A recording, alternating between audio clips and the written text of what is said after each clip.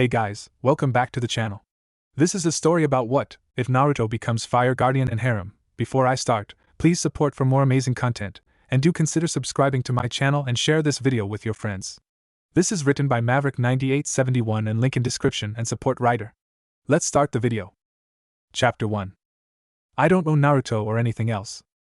A 6-year-old Naruto looked up at a Chunin ninja who stood in front of the Chunin stadium, and said, "What do you mean I can't go in there? I want to see the exams." The Chunin said, "Your kind's not welcomed here." Naruto said, "What do you mean?" in a confused tone. The Chunin said, "You know what I mean and you know what you are, now get out of here before I have you arrested." Naruto frowned and said, "Well, I bet the exam thing wouldn't be that great anyways," as he crossed his arms and started to walk away. Not too far away a man stood and frowned before he said, "Chiriku, I have a mission for you." Several hours later, as the Chunin exam's final battle ended, the Fire Lord stood up from his seat and turned and began to walk away, which shocked many, and the Wind Lord asked, "Leaving already, Hosan? Aren't you going to cast your vote for who should be promoted?" The Fire Lord said, "I have not seen anything in Konoha today to be praised by me. In fact, with what I have seen today, I feel Konoha has actually fallen in my eyes. Now if you will excuse me, but I am leaving town." Down in the arena, the ninja who competed had gathered, and all were shocked to hear the words the Fire Lord said, none more than Uchiha Itachi. As the Fire Lord got into his carriage, he looked at the person sitting in the carriage and said, "Was your mission a success, Chiriku?" Chiriku said, "Yes, your lordship." The Fire Lord nods and said, "Then let us leave. I do not feel like listening to anyone's drabble right now." 3 days later, the Fire Lord nods to Chiriku, who pulled out a scroll and set it on the ground before he sent chakra to it, causing a puff of smoke to appear.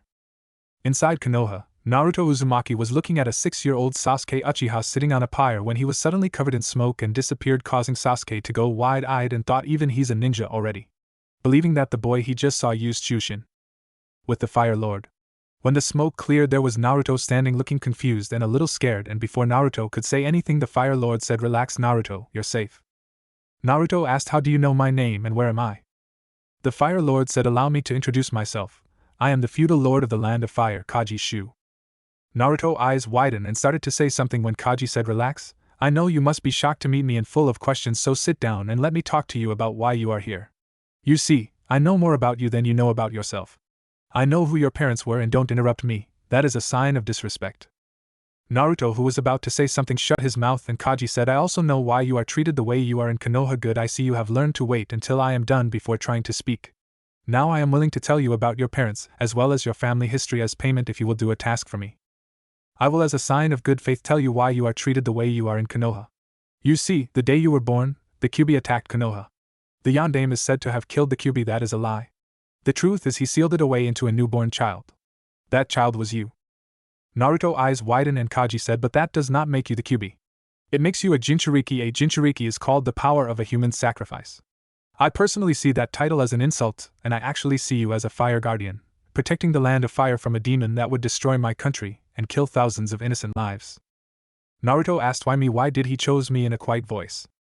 Kaji said, "Both your parents died the day you were born, protecting Konoha and the land of fire. Before they died, they chose you to help the Yondaime save the village because they believed in you and that you would be able to protect everyone." Naruto closed his eyes and Kaji said, "And I agree with them.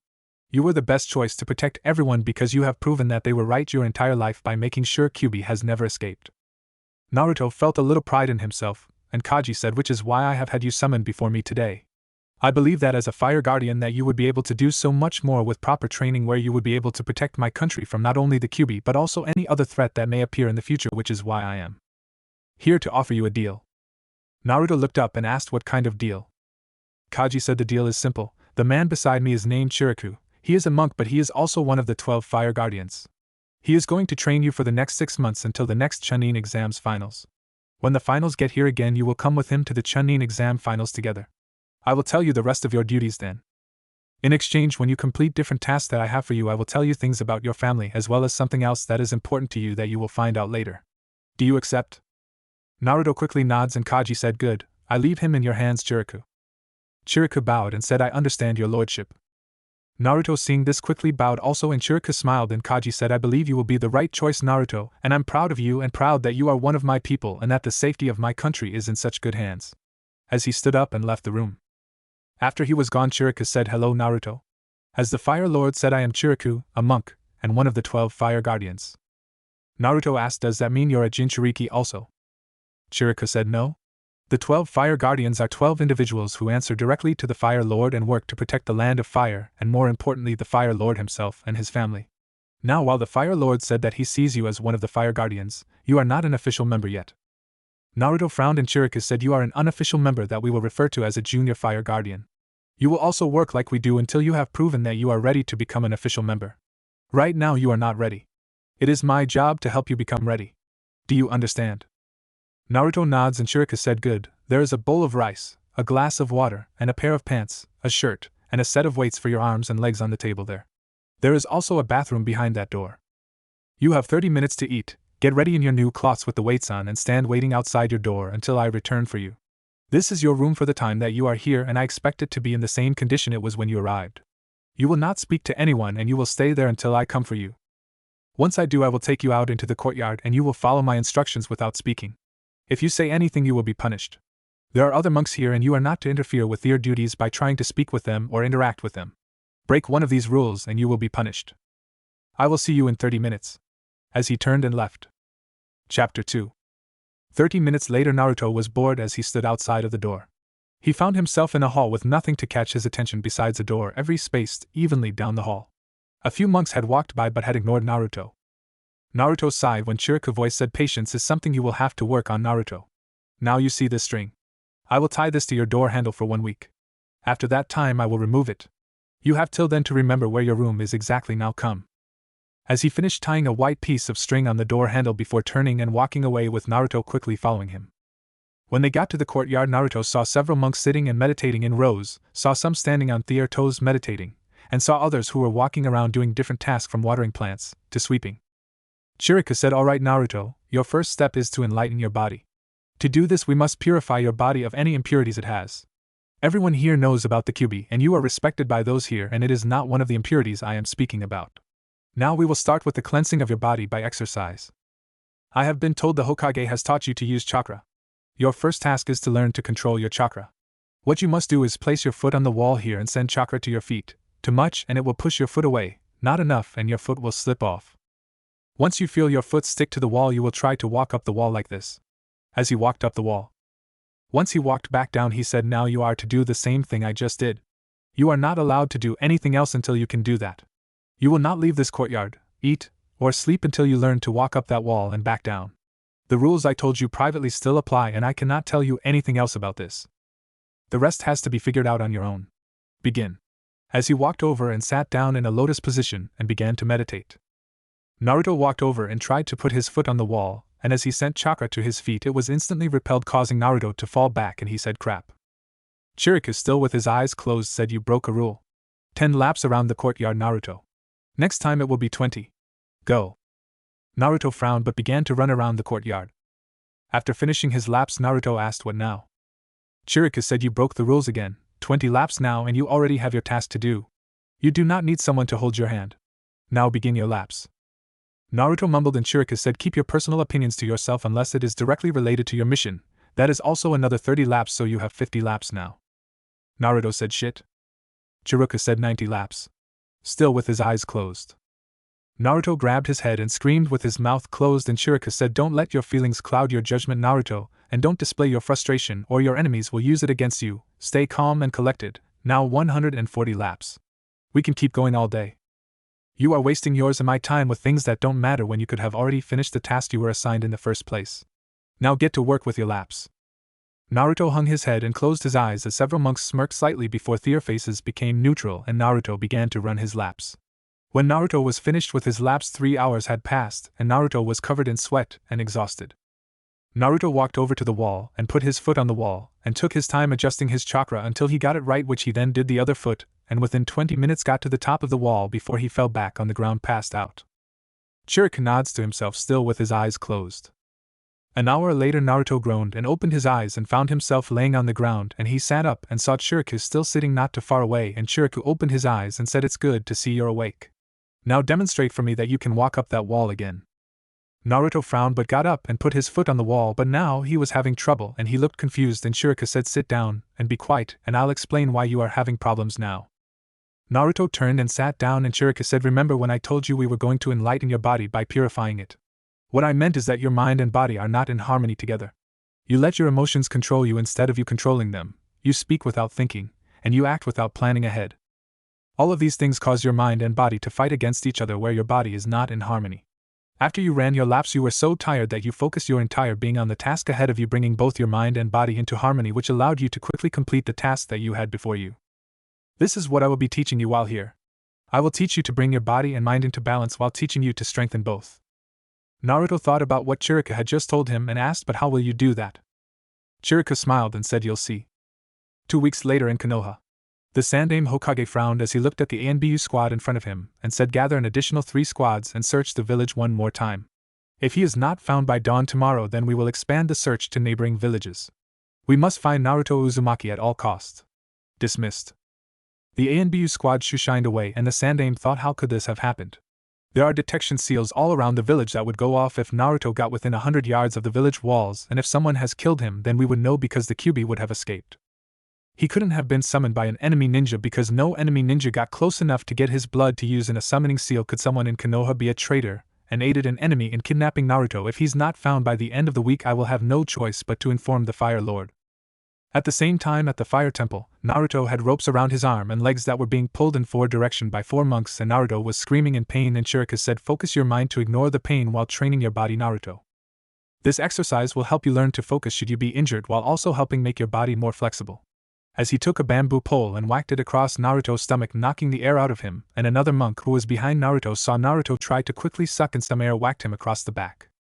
Every time he breathed in, he was hit across the back, and every time he breathed out, he was hit across the stomach and chest. 2 weeks later. The Sandaime walked into the council chambers and took his seat, and Hamura said, what have you called this meeting about, Hiruzen? Hiruzen Sarutobi, Sandaime Hokage of Konoha, said, I have called this meeting because it appears that over 2 weeks ago Naruto Uzumaki has been kidnapped by an unknown party. A civilian said, good riddance. Hopefully whoever took him has killed the beast. As several others smirked or agreed with the man. Hiruzen frowned and thought, I wouldn't be so happy if I was you. As he said, after having ANBU search for him both in Konoha and the neighboring village, I was forced to inform the Fire Lord.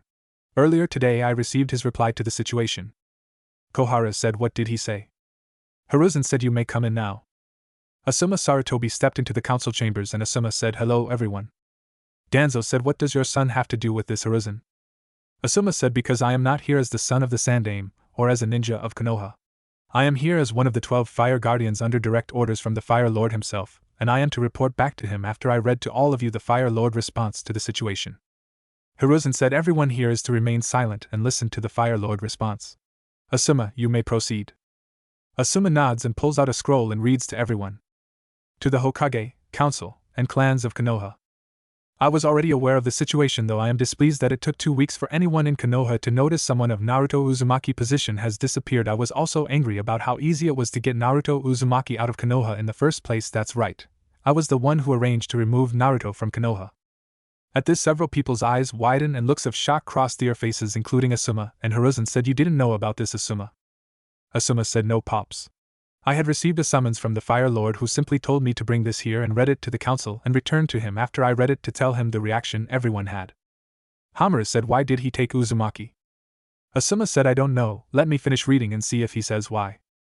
Now I am sure some of you are wondering where he is gone, and why I have taken him, and truthfully the clans of Konoha should be the most curious about where he is gone, and I will explain that in a few minutes. I have had several reports about how the people of Konoha do not want Naruto Uzumaki in Konoha because of the Kyuubi, and have either disregarded the Sandaime's law or have worked around it. I have also gotten reports of how members of the council have made statements about if the Hokage doesn't bend to their demands, they will go behind the Hokage back and harm Naruto, or approach me over this matter. Because of this, I think you need to be reminded of exactly who is in charge here. Because of the actions of the council, the advisors, and the Hokage, I hereby decree the following punishments are to be dealt to Konoha. The Chunin exams return to Konoha again. No ninja from Konoha is allowed to enter or watch the exam until then. A civilian said, what, he can't do that? Asuma said, that right there is the reason he is doing this. This is his country, and if he so chooses to, he could do to Konoha what the hidden hot spring village had done to them. We could stop being a ninja village and be turned into a tourist village while the villagers and ninja become slave labor to run the resort. Also, you should realize that other villages like Iwa or Kumo would love the chance to attack us to get revenge if we lost the right to be a ninja village. Several people frowned or paled as they heard this, and Asuma continued to read. 2. A 1% sales tax on all trade dealing with Konoha will be taken and given to me. This includes missions as well. Another civilian said, why is he doing that? Doesn't he know that it could destroy our village economy? Asuma thought, course he knows. As he continued to read. Clan will draw up an open marriage contract between a maiden of Thier clan who is less than 14 years of age at this time. If the clan head has a daughter instead of a son that falls into that category, then she is to be the one chosen and not a sealed daughter Hyuga, and she must be able to have children. At this, shock went through the room and Inoichi said, what the hell, why is he wanting our daughters? Hayashi and Sum also thought the same thing, and Asuma said, I don't know, maybe he will tell us more in the letter. C-rank or lower jutsu that are not personally created jutsu are to be wrote down and given to me within the next 3 months. This includes jutsu that were copied by the Sharingan that belong to other villages Uchiha, and that means from every ninja of Konoha, the police force, retired and active members either way. Several shouts were heard and Danzo said, has he gone mad? If those jutsu fell into the wrong hands, then they could destroy our village. Asuma frowned and said, OHSHIT. Catching everyone's attention. Hiruzen said, what is it? Asuma said, I was just glancing to see what the next part is, and I see why he has made the decrees he has. Koharu said, then tell us. Many of you are wondering why I am charging a sales tax as well as wanting those jutsu as well as the maidens. The answer is simple. I am becoming extremely pissed at Konoha as of late. First off, I am pissed that you have allowed yourself to become a figurehead to the council, Hiruzen. Konoha government is not a democracy, it is a dictatorship. The council is your advisors. Several members frowned at this. Next, I am displeased with the elders Hamaru, Koharu, and Danzo. I have discovered that you three have been using Konoha personnel, income, and resources to fund your own projects without the approval of the Hokage. Surprise, the banks your village uses is owned by me, so I can track where the resources go. Koharu, Hamaru, and Danzo all three frowned as they heard this. Now, because of the actions of you three, I could have you executed for treason, especially with your root program still running, Danzo, when it is supposed to be disbanded. Every eye in the room was on the three elders. I even know about the seal on the tongue of each root member, Danzo. Danzo eyed widened as he heard this, as several others were beginning to plan to use this information. Danzo, you are to turn over a list with photo IDs of every root member to Hiruzen. You will be allowed to continue your root program legally with you as the head of them, but all missions will have to be approved of by the Hokage. You will be equal in rank to the ANBU Supreme Commander, and like the Supreme Commander, you are also never be allowed to become Hokage. Danzo's eyes widened and thought, so I am to remain in the shadows. Know this, Danzo, while I am legally allowing you to run root, all funding will be issued by the Hokage, and if one mission is done without the Hokage permission, even if it is removing fleas from the Inuzuka house, or 1 penny of change is used to even tip a waiter, you will be listed as a traitor and executed along with every member of root. Also, if any root member is discovered and is not in the files of the Hokage, then it will be considered an act of treason and you and your root will be destroyed. You have 1 month to complete this or become a traitor and executed. Those who thought about plans against Danzo frowned as they heard this. Koharu and Hamaru. You both have shown you cannot be trusted with the power you have. You are hereby stripped of your status as elder, though the reason why will be classified, and publicly you will claim you both feel that you are too old to serve the village. You will both retire from any actions related to the council when Jiraiya and Tsunade return to Konoha. Hiruzen, seeing as you lack the backbone to bring the village back under your control, I hereby make the following orders. You are hereby ordered to have Tsunade, her apprentice, and Jiraiya to return to Konoha. It is not a choice. If you have to use force to return them, then so be it, but they are to be returned alive. Once they are, then I will come speak with them. This also has a time limit, and you are to use every resource in the village to get them to return. Next, I am displeased with the civilian council members who believe they are more powerful than they really are and believe they can get away with what they want. The civilian council is hereby disbanded until I arrive to speak with Tsunade and Jiraiya. Several shouts went through the room, and the Sandame unleashed some of his ki and said, quiet. Once everyone quit talking, Asuma continued. Depending on your actions between now and then, I will decide if you are to be reinstated or if I should simply have you all executed for treason. Now stop reading, Asuma, until all civilian members along with Koharu and Hamaru leave the room, as they have no business in this meeting or any future meetings until I say so. Asuma stopped reading and looked up, and nobody moved except Koharu and Hamaru, and after a few moments Hiruzen said, leave or I will have you all taken to Ibiki. A civilian said, you can't do this. The Fire Lord is. Asuma moved quickly and slammed the civilian against the wall, and said, know your place, and showed the proper respect to the Fire Lord, before letting go of the man, causing him to fall to the ground. At this, the civilians quickly started to get up and leave. After they were gone, Hiruzen said, you shouldn't have done that, Asuma. Asuma said, I was authorized to use lethal force the moment they started to speak against the Fire Lord. Remember, I'm not here as your son or ninja right now. I am here as one of the 12 guardians. Hiruzen sighed and nods, and Asuma read. Now that they are gone, I will explain why I want the tax, jutsu, and the marriage contracts. Because of Konoha decline as of late, I am in a situations where I may use those resources to help fund the creation of a new hidden village and send all my missions there while offering discounts to other feudal lords to do business with the new village. Instead of Konoha, and I will turn Konoha from a shinobi village into a tourist village with high taxes to come visit there, making it hard on the people who live while I sell the clans and ninja to either the new village or other villages, while the maidens will help to make sure your clans live on in the new village. I don't need you. You are expendable to me. You are in MY country, and will follow MY law. I have already signed the papers and decided which village who and what will go to should the need arise, and I have already sent them to another feudal lord to be open on the event of my death, so assassinating me will not help you. At this the room went silent, and Hayashi said, "Did you know this, Asuma, since you mentioned it earlier?" Asuma said, "No, but I have heard him mention he should just burn Konoha to the ground and start over with a new village once or twice after he got a letter from different people in Konoha who wanted him to do things for them." Hiruzen said, "What does the rest of his letter say?" "Will not attempt to track down, capture, or harm Naruto Uzumaki in any way. Konoha doesn't want him while other countries might. I am having him prepared to present himself to other countries to see if they want him." At this every eye in the room went wide minus Danzo and Hiruzen. Danzo said, "We can't let him join another village." Hiruzen said, "And what should we do, Danzo? He's got us, and we can't do anything without having the village destroyed. It's our own fault this has happened with so many ignoring the Yandame's final request." Asuma said, "There's more for me to read. Maybe it might gives us some options." Hiruzen nods and Asuma read. "Now if I were to guess, then most of you are shocked and are planning or plotting what to do. Stop right now. Currently Naruto will be doing a tour of the other nations with me to each of the Chunin exams. He will be able to see his options elsewhere, and I will come with him to Konoha when the exams come around then. Between Chunin exams, Naruto will be in secured locations being properly prepared. If you want him to join Konoha, then you're going to have to give him a reason to. Also, I hope none of you choke on your humble pie, because I will be asking Naruto to evaluate Konoha when he comes and compare it to the other villages he goes to, and here is the kicker. I am putting your village's fate in his hands, and if you want to continue to be a ninja village, you're going to have to find some way to make him feel Konoha is worth living in, protecting, and supporting. Something you have all went out of your way to make sure he had no reason to care about any of that in the past. If he doesn't have a reason, then I will start building a new village and start turning Konoha into a tourist trap, and the best part is you can't tell anyone why, because I have spies everywhere in Konoha, and if any of them report to me that you spoke about anything that was discussed during the part after the civilians left, well, I won't wait on." Naruto recommendation. Asuma said, "That's it," as he closed the scroll. Hiruzen stood up and said, "Well, we all have a lot to think over and deal with. I want recommendations at our next meeting.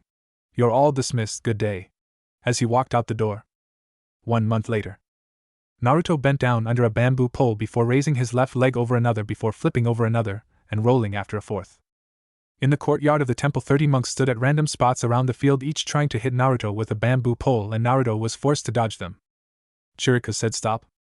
Everyone stopped, and Chirika walked over and held out his hand, and Naruto raised his arms, and Chirika touched the weights on Naruto's arm a moment, sending chakra into it before Naruto raised each leg up one at a time, and Chirika sent chakra into those as well. Once he finished, he turned and walked to where he had been standing before and said, "Resume." Naruto groaned as he dodged the first and ducked under the second one before being hit by one, before he was hit by another, and then another bamboo pole, and he rolled out of the way, dodging the strikes. 1 month later. Naruto stood on a bamboo pole in the middle of a lake and jumped, kicking a ball the size of his fist, landing back on the pole before turning, punching another ball before jumping in the air, doing a split, and using both his fists to slam into a ball that went under him before he was hit in the head by another ball, causing him to fall into the water. Below. Naruto frowned as he climbed on top of the water, and Chirika said, "You need more focus." Naruto grabbed the balls in the water and took them back over to the monks, and every red ball that he put on the ground he had to do 20 push-ups, every blue ball was 20 sit-ups, every black ball was 20 laps around the lake. Every green ball was 20 minutes of chakra control on each finger, as he was forced to balance on top of a needle. As Naruto began his chakra control exercise, he thought this may seem extreme to others, but other people don't have to sleep on a bed made out of hundreds of saban needles, damn sadistic bastard. Chapter 3. 1 month later. Naruto jumped in the air and kicked to his left, throwing a punch with his right, spinning in the air and slamming a knee into another monk who was attacking him. As the three jumped back behind the line of a circle, 3 more monks charged forward and attacked Naruto, who counter-attacked each. As they jumped back behind the line, Chirika clapped his hands together twice and 4 monks charged into the 20 feet wide circle Naruto was Indiana. A figure appeared next to Chirika in a swirl of leaves, and after a moment a low whistle was heard, and Asuma Sarutobi said him, "Sees that he's really come a long way since he's been here." Chirika said, "Not enough though, why are you here, Asuma?" Asuma said, "I was sent here with a scroll for you from the Fire Lord." I didn't know Naruto was here. Has he been here the entire time he's been gone from Konoha?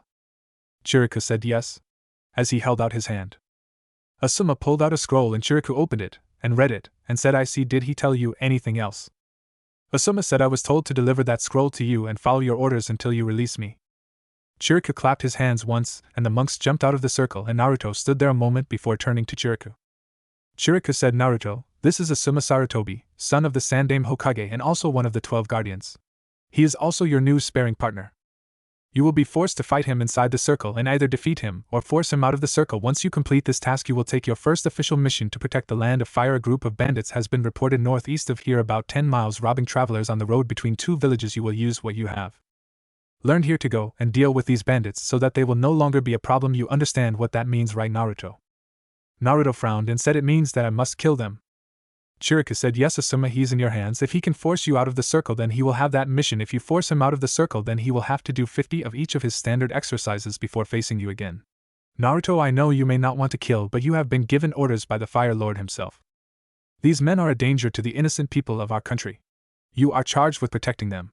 Remember that you're not fighting for yourself, you are fighting for all the innocent people these men harm, and every day that it takes you to pass this challenge is another day where an innocent victim is hurt, killed, or even worse. Those victims are on your head and their blood is on your hand. Proceed, Asuma. Asuma frowned before he walked into the ring, and Naruto raised his arms while raising one of his legs slightly off the ground while leaning back before he leaned dead forward and in a burst of speed charged at Asuma. Asuma grunted as a fist slipped inside his guard and he punched Naruto, who absorbed the punch and raised both his hands up and slapped the palm of Asuma fist up while grabbing his wrist and pulling down. Asuma winced and on reflex slammed his free hand into Naruto's face, knocking him out of the circle. Once Naruto saw this, he frowned before running to the walls of the courtyard and ran up the wall and began to do laps while sticking to the wall with chakra. Asuma, who was rubbing his wrist, said, you could have warned me that you taught him pressure points, Chiriku. Chiriku said, I didn't. He learned them by having his own target over and over and over again. He heals quickly, and once we discovered that, we took most of the kitty gloves off. Pain is really one of the greatest motivators. Asuma frowned as he saw Naruto make his 7th lap around the courtyard round and said, still, isn't forcing him to. Chiriku interrupted him and said, no, not with what the Fire Lord has planned. Asuma asked, and what is that? Chiriku remained silent as he closed his eyes and began to meditate. An hour later, Naruto got back into the circle and got into the same stance he did before, and Asuma frowned as he walked into the circle, and Naruto instantly charged forward and Naruto tried for the wrist slap again, and Asuma threw another punch at Naruto's face, who tilted his head to the side while bringing his left leg up and tried to target Asuma kneecap, causing Asuma to step back when Naruto went for a palm thrust to Asuma rib cage. Asuma grabbed Naruto's hand and yanked forward, delivering a knee to Naruto's face, causing Naruto to go back a little, and grabbed his nose, and a pop was heard as it went back into place, and Naruto charged forward again and did a flying drop kick toward Asuma head, who ducked, but Naruto grabbed Asuma head and using his body weight slammed Asuma head first into the ground. Asuma quickly jumped to his feet with his head bleeding slightly and said, I'm impressed, but now you're going to pay. As he charged forward at faster speed and was surprised when Naruto began to either deflect or dodge each of Asuma's strikes until Asuma used wind chakra on his pinky finger to surprise Naruto and cut Naruto's cheek. The surprise caused Naruto to be distracted by the kick to the stomach, causing Naruto to double over, and Asuma grabbed his shirt and threw him out of the circle. Naruto grunted as he landed and stood up, whipping the blood off his cheek, and said, wind chakra. Correct. Asuma said yes. Naruto nods and begins to run laps again. Asuma rubbed his head and walked over to Chiriku and said, he's better than I thought he was. Chiriku said yes. Asuma asked, how did he recognize what I used so easily?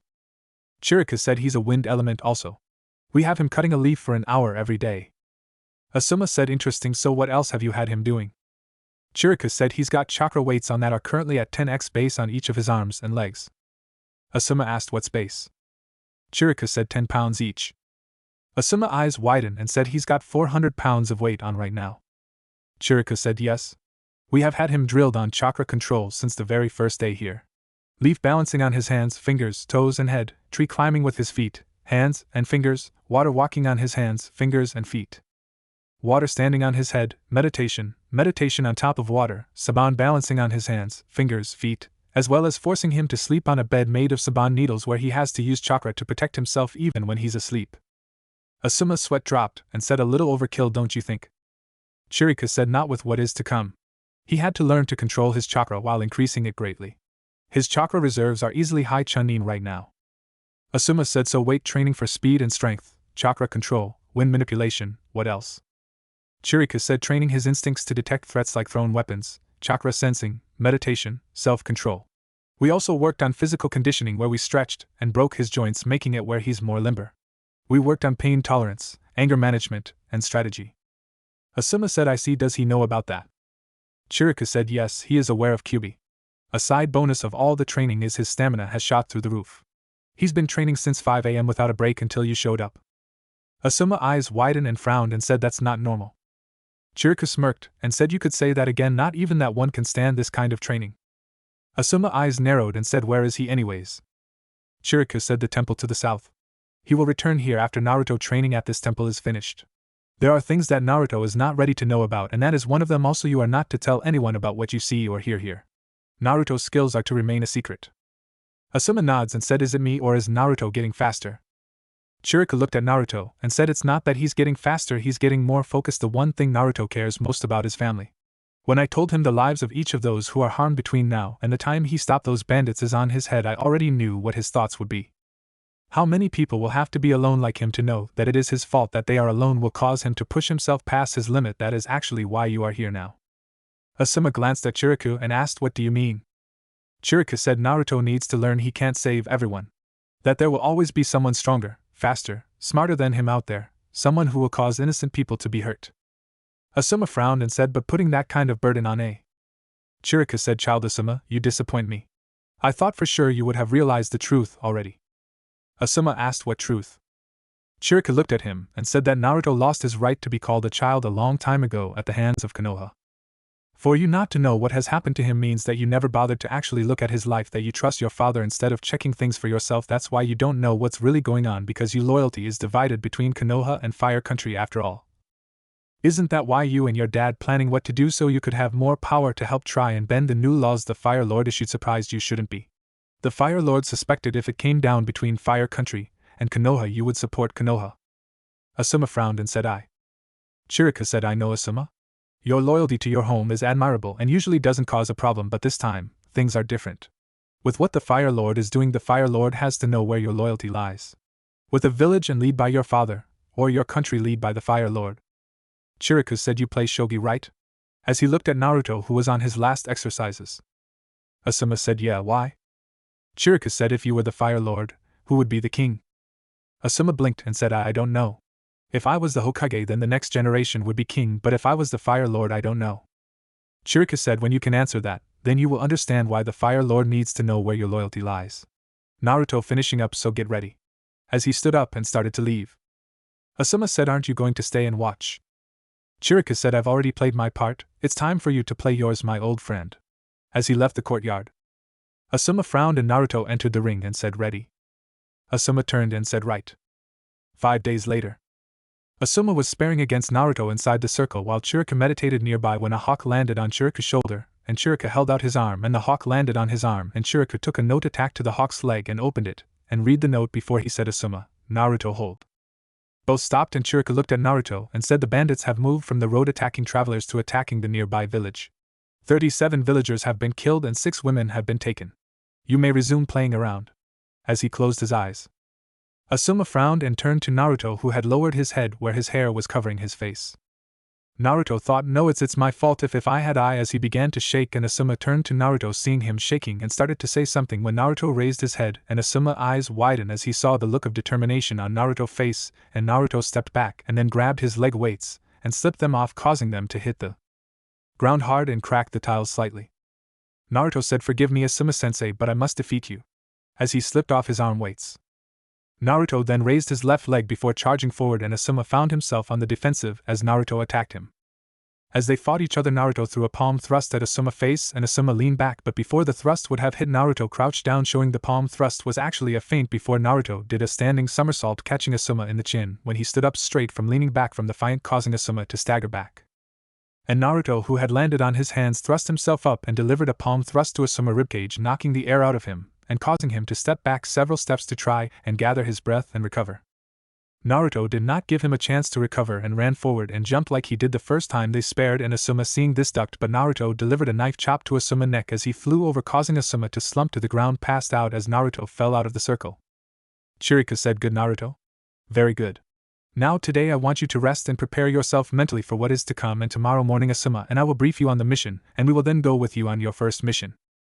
Naruto said, but shouldn't we go sooner? The sooner we go, the less people who can get hurt. Chiriku said, jumping into a situation without proper planning could cost even more lives, especially if you are fighting while tired or unprepared. Now you have your orders. Naruto bowed and said, hi Chiriku-sensei, as he turned and walked away. 10 minutes later Asuma groaned as he rubbed his head and looked around and asked what happened. Chiriku said Naruto was able to knock you out and pass his test. Asuma frowned and said, where is he at? You haven't sent him out already, have you? Chiriku tossed the message he got from the hawk and Asuma read. What is Naruto's status? Asuma blinked and said, what's this? Chiriku said there never was any bandits. It was all a lie. Asuma frowned and said that was low. Chiriku said, not really.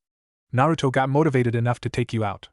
Tomorrow we will take Naruto up north to one of the villages and I'll have him stay with me outside the village while you go in, and after getting any supplies you need, you will return to us and tell Naruto that the bandits have been dealt with by someone else since it took so long for us to respond. That will make Naruto want to train even harder, and with the next part of his training he needs to stay focused and work hard. He's only got a little over 2 months left. Asuma said, 2 months left before what? Chiriku said, before he actually does begin a solo mission for the Fire Lord. One that will take him up to 5 years to complete if he survives. Saying the last part in a worried tone. Asuma frowned and said, what is the mission?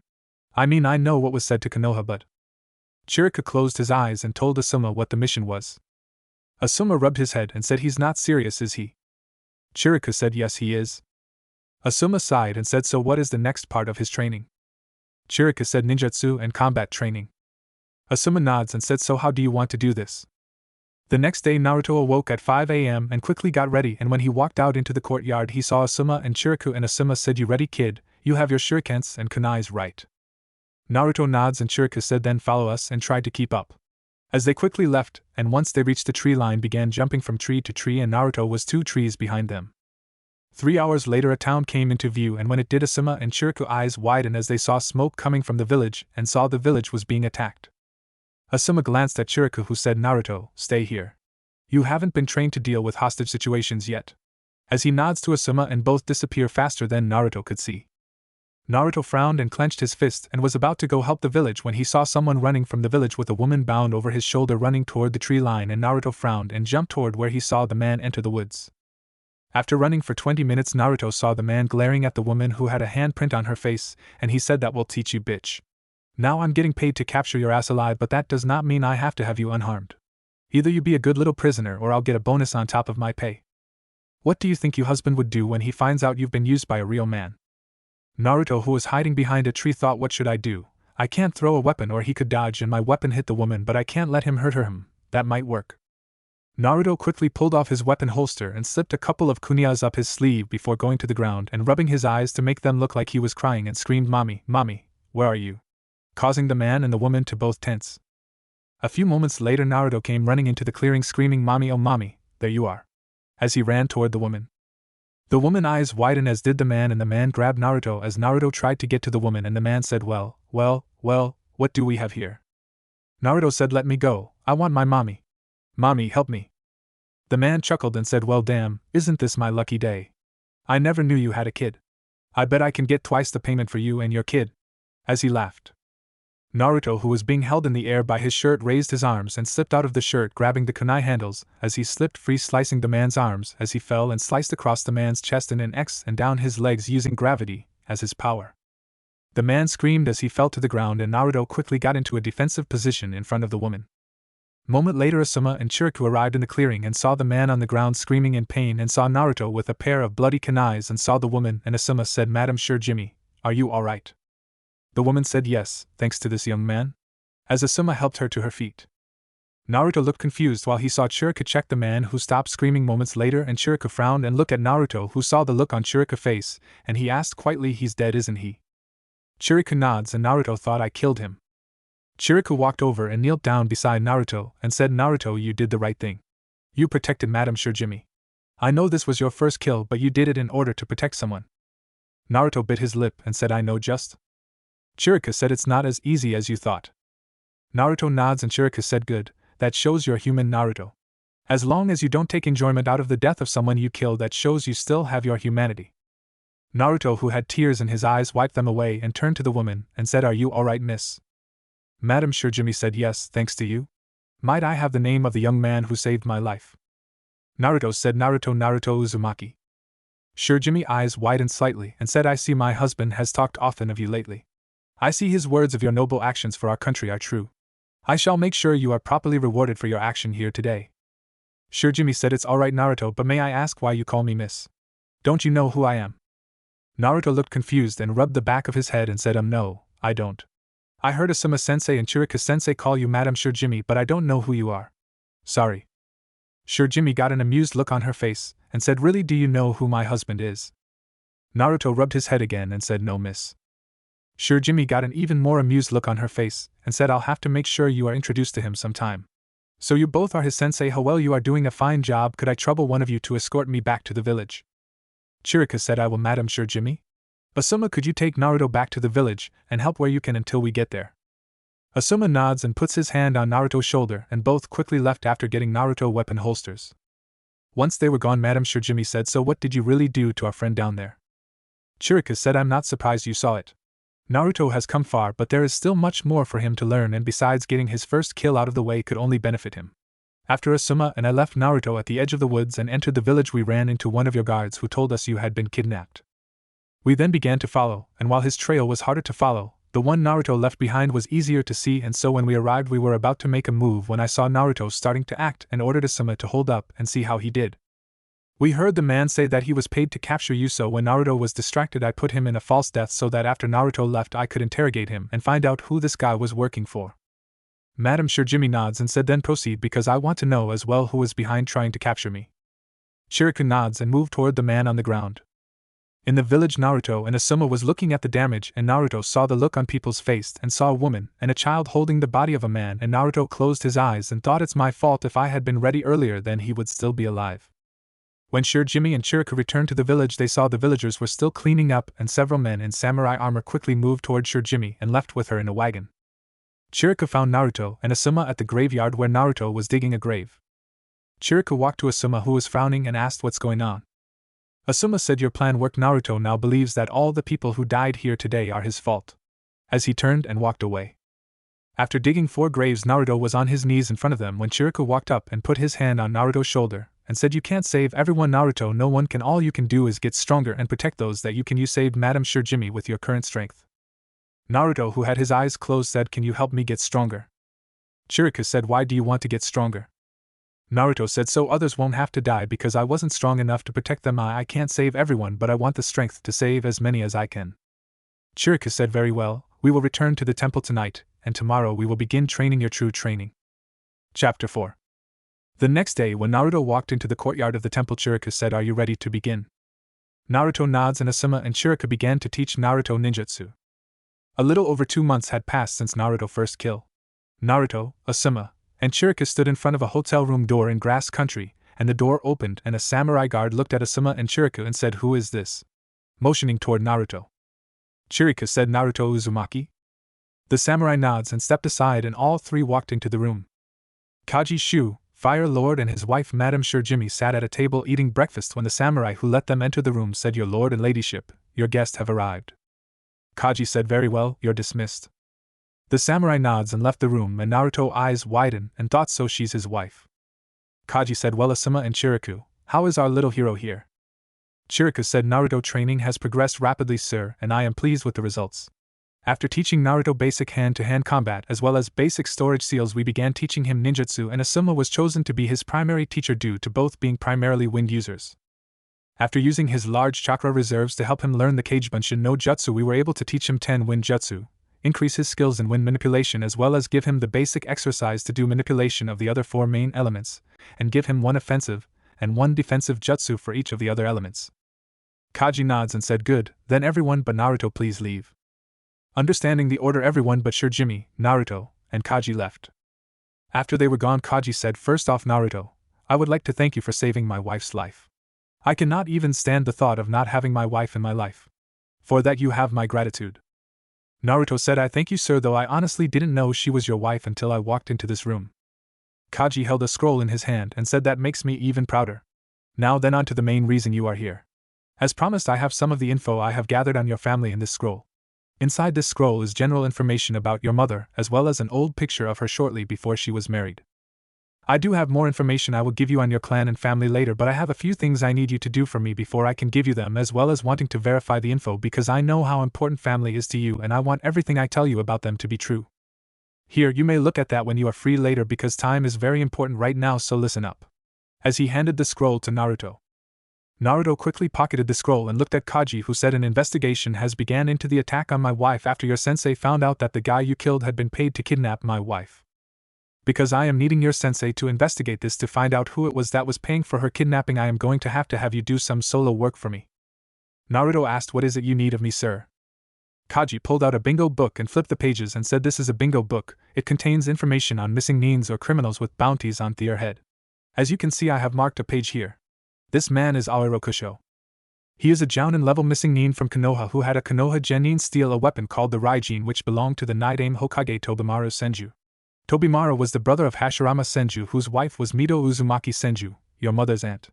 Besides Tsunade Senju, you are the only other rightful heir to this weapon.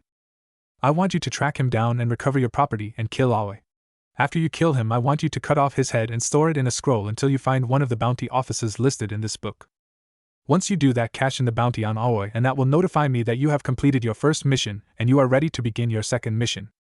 Naruto said, I understand. What is the second mission, sir? Kaji said, 2 months ago in the land of snow, the king of snow country was killed by his younger brother who has taken over the country. Luckily, the rightful heir, Princess Koyuki Kazuhana, was saved by Hatake Kakashi. Kakashi reported that the snow ninjas had a new kind of armor called snow armor that was very resistant to ninjutsu and genjutsu. This armor could become a threat to the land of fire if it fell into the wrong hands. What I want you to do is to go to the land of snow and get a sample of snow armor for my men to study and learn to either use it or counter it, or if you can get the blueprints for it to learn how they make it, that would be acceptable also. After that, you must escape from the land of snow and head to Lightning Country to Kumo, where the next Chunin exams are being held. Once there, you will inform the guards at the gate that you bring an urgent message for me, and you will tell them the password is Kyuubi's ghost. One of your sensei will personally come and get you from the gate and bring you to me, where you will wait until I tell you it is safe to speak, at which time you shall tell me about both your missions. You cannot tell anyone you work for me or the land of fire until you appear there at Kumo. Do you understand? Naruto nods and Kaji study good. You have 6 months total to complete your missions. Inside the scroll with your mother's information is also $10,000 cash. That money is to help cover your cost until you can retrieve the Raijin and kill Aoi. Then you will use what is left along with the bounty on Aoi to cover your cost of going to Snow Country and completing your mission there. Do you have any questions? Naruto thought a moment and said, do you have any idea where Aoi might be? Kaji smirked and said, I know exactly where he is. He is currently here in this village. He has a new height showing that he has joined the Hidden Rain village and is here as a Jounin sponsoring a genin team. However, you can't just track him down and kill him here in the village. If you do and are discovered, then it could cause a war between the Land of Fire and all of the other elemental nations. You will have to confront him at least a day's travel away from this village as to not cause any trouble. Also, there can be no witnesses. When you cash in the bounty, I want you to have a mask and use the identity Kaze Nami. This will be your covert alias. Do you understand? Naruto nods and said, any preference on the mask I use? Kaji said, just something to cover your face to make it difficult to see what you look like. I don't want people to realize it's you right now until I know that you are strong enough to protect yourself. I hope my faith in you is correct, and I will see you in 6 months at Kumo. Naruto said, you will, sir. I'll make you proud. Kaji smiled and took his wife's hand and said, you already have, Naruto. You already have. Now you can go, but do not tell anyone what your mission is or where you are going. This is strictly between the 3 of us for now. Avoid Konoha Ninja and Konoha as much as possible. If you can, don't even use the Fire Country. Naruto nods and Kaji said, good, then send the others in here and leave to carry out your mission. Naruto said, yes, sir. As he turned and walked out of the room. When Naruto got to the hall, he saw the samurai guards and Asuma and Chiriku and said, Kaji-sama asked me to have you all come back in. As the guards started to enter, Chiriku said, aren't you coming in, Naruto? Naruto said, I'm afraid not, sensei. I've got my first mission and I must be leaving to carry it out. Thank you both for everything you have done for me. Asuma frowned and said, maybe one of us should go with you, just as backup. Naruto said, I'm afraid that's not possible, Asuma-sensei. Now if you will excuse me, I have to go. As he started to walk away. Asuma said, Naruto, wait, take these. As he pulled out his trench knives. Naruto looked at the trench knives and Asuma said, they are specially made for wind users like us. Send your wind chakra into them and they will extend the distance they can cut. Naruto smiled and said thank you sensei goodbye, as he took the knives and left. After Naruto left the hotel, he began to look around the hidden grass village while thinking, what can I do to complete my mission? I don't even know where Aim is located. How am I supposed to stop him once he leaves this village, and how do I kill him and his team? Come on, think. As he looked at the village for ideas and after a while mumbled to himself, why are there so many flower shops here? A man who was sweeping the front of a shop said, you're not from around here, are you, kid? Naruto blinked and said, are you talking to me? In a confused voice. The man said, no, I'm talking to the other blonde-haired kid beside you, but seriously, if you don't know why there are so many flower shops as you call them here, then you're not from around here. Naruto said, so what's the story with these flower shops then? The man said, come on in, I'll show you. As he opened the door and walked in and walked behind the counter. Naruto followed the man inside and the man said, where you from, kid? Naruto said, nowhere really, been an orphan my whole life and had to take care of myself any way I could. The man frowned a moment and said, you ever killed someone, kid? Naruto looked down and said, yeah. The man said, thought so, tough world we live in. It's kill or be killed. I'm Kairat. I'm an herb specialist. This is my shop and I sell herbs to people, but mostly I sell poisons. Grass Country is the #1 dealer in herbs and spices in the world. Naruto's eyes widened and Kairat said, since it's a hard world out there and I can guess how you have survived this long, how about I give you a hand? Normally I wouldn't do this for civilians, but in your case I'll make an exception. As he pulled out a book and opened it, and said, these are my poisons, medical creams, antidotes, and herbs.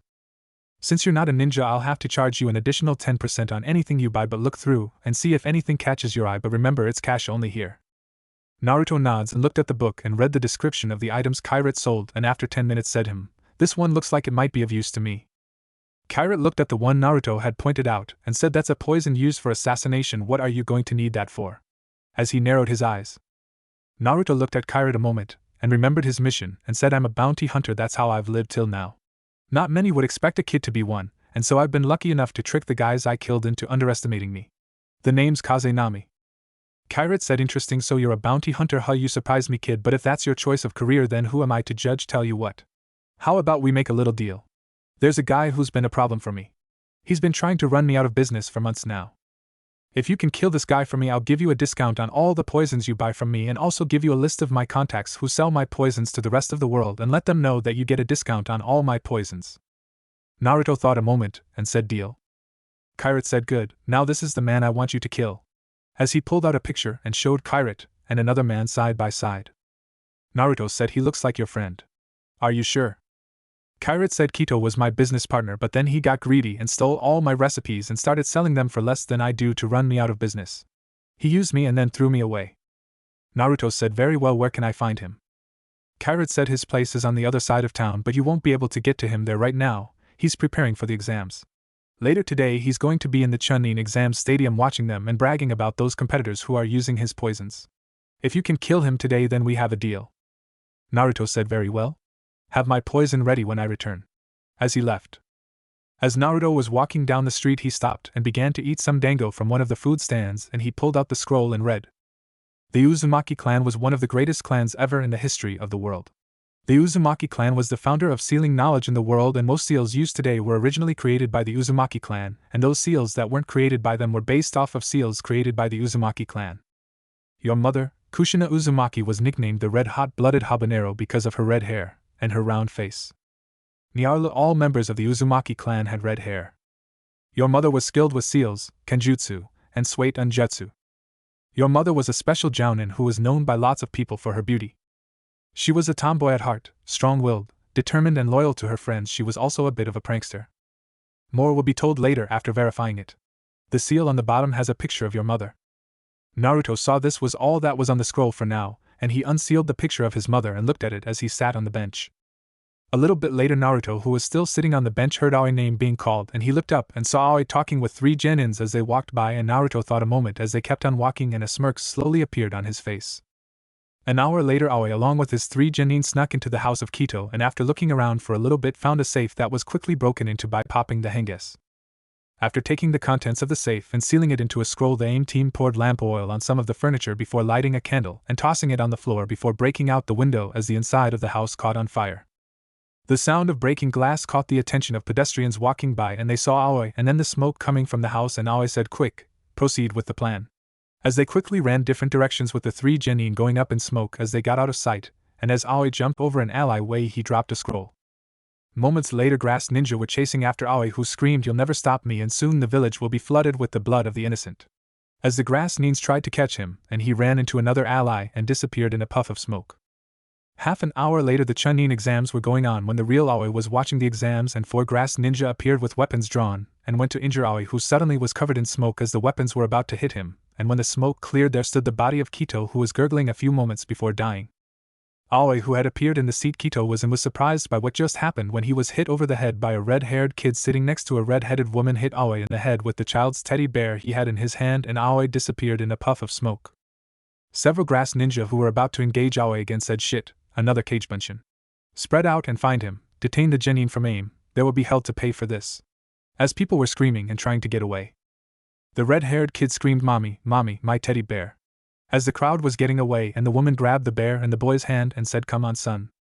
Kaji thought, "Shit, what is going on? I hope Naruto careful with all of Grass Country now looking for Aoi." As the samurai guards escorted him and his wife away. An hour later Kaji was in his hotel room when there was a knock on the door, and a few moments later the samurai guard opened the door and a bald Naruto was standing there and said, "I need to see Kaji-sama, tell him Kyuubi's ghost is here." Kaji, who was sitting on a couch, heard that and said, "Send him in, guards." Naruto soon was allowed into the room and several people blinked as they saw Naruto was bald now, and Shiraka said, "What happened to your hair, Naruto?" Naruto said, "Had to cut it to get rid the hair dye so no one would realize who I was." Kaji said, "What did you need hair dye for?" Naruto said, Is it alright to speak about my first mission, sir, because this is related to that?" Kaji narrowed his eyes and said, "You already completed it." Naruto said, "With a bonus I think you will like very much." Kaji said, "Very well, proceed." Naruto nods and said, "As you know, sir, my mission was to kill Aoi and recover the Raijin. As I was walking through the village trying to figure out where he was staying and who was his genin team so I could try to find out what their plans on traveling back to AIM was, I met a store owner who ran a herb shop here. The man asked where I was from and I told him I was an orphan who took care of myself my whole life, and he asked if I had killed and I told him yes, and I was able to trick him into believing I was a bounty hunter under my alias, and the man offered me a deal. Kill his business partner who backstabbed him and stole his recipes, and he would not only give me a discount on all his products but also a list of locations where his contacts in other countries sell his poisons. I accepted the deal because I thought this might be useful information later, but then I also sent a couple of Kagebunshin disguised as Aoi and his team and had them break into the victim's house and recover the recipes, so now not only do I have the list of where these poisons are sold, but I also have their ingredients, cures, and proper procedures to make the medical creams, poisons, and herbs, on top of framing Aoi, a known traitor, where both Grass and AIM will have to place a bounty on Aoi head so AIM can't be blamed for the actions of a known traitor, and so when I cash in his head I'll get the reward for Konoha as well as both those other rewards, since everyone thinks Aoi escaped when he sealed right here." As he pulled out a scroll. Everyone was stunned as they heard what Naruto just did, and Kaji said, "Where did you come up with that plan, Naruto?" Naruto said, "Well, it just came to me, sir, after I read that scroll you gave me. I thought about my mom and the Uzumaki clan and how they had red hair and used seals, and you said I needed to do it with no witness, but with the way I did it no one would suspect a little kid of being the one who pulled it off. Especially since I sealed away my hair I cut that I can destroy later, so if anyone does look for a kid it will be a red-haired kid, not a bald or blonde one. When I turn in Aoi head I can claim he didn't have the Raijin, and people will believe that since he's on the run that he either lost it or hid it for now, which makes it easier for me to move around." Kaji said, "Very good. Do you have any plans for your second mission?" Naruto rubbed his head and said, "No, but I do have a question. What is the weather like in that country? I mean, the land of fire isn't really on fire everywhere, so?" Kaji said, Yes, that is a good question. Its name is exactly what you should expect from that country." Naruto said, "I see here is the scroll containing all the info on the poisons as well as a copy of all the locations I can get poisons. It might come in handy someday. Well, I guess I'd better go get a hotel room tonight, and I'll leave first thing in the morning. I figure they will want to stop and question everyone not from here or search them, and I'd rather not deal with that right now. Have a good day, everyone, and I'll see you in 6 months, sir." As he handed Shiraka the scroll and quickly left. Kaji waited until the door closed, and he turned to look at Shiraku and Asuma and said, "Would either of you care to explain to me how he came up with a plan that good?" Both Asuma and Shiraku exchanged looks, and Kaji frowned and said, "It appears that Naruto is more like his parents than I thought. You're both dismissed, but do not track down Naruto. He's got to do the rest on his own." Both nod and quickly left. Madame Shirjimi said he may have looked like his father earlier today, but everything else is nearly identical to his mother. Kaji said, "Yes, I don't know if that's a good thing or a bad thing though." Shirjimi said, "Only time will tell."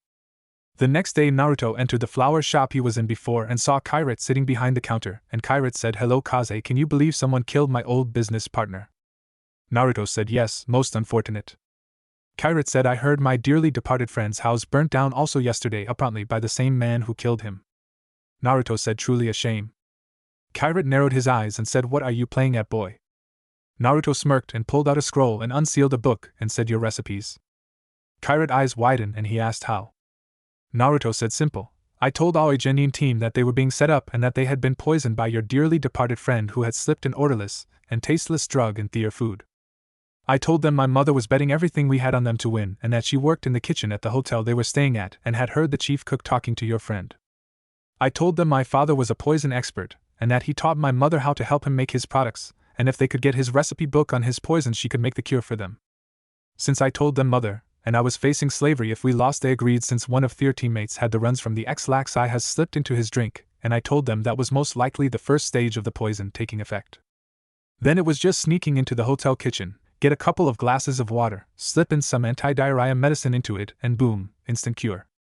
After that I typed off. I told one of the grass ninja I saw Aoi and his team breaking in and starting the fire and waited when the grass nins went to attack, used one of the only ninjutsu I know to replace him with the guy I was sitting by, your dear old friend, and boom, mission complete." Kairat smiled and said, "That was a very good plan, I'm impressed. So tell me, what did you want the book for?" Naruto said, "Insurance. It's to make sure you didn't double-cross me or back out of our deal. Here's the original, but I have a copy safe and secure with a trusted friend.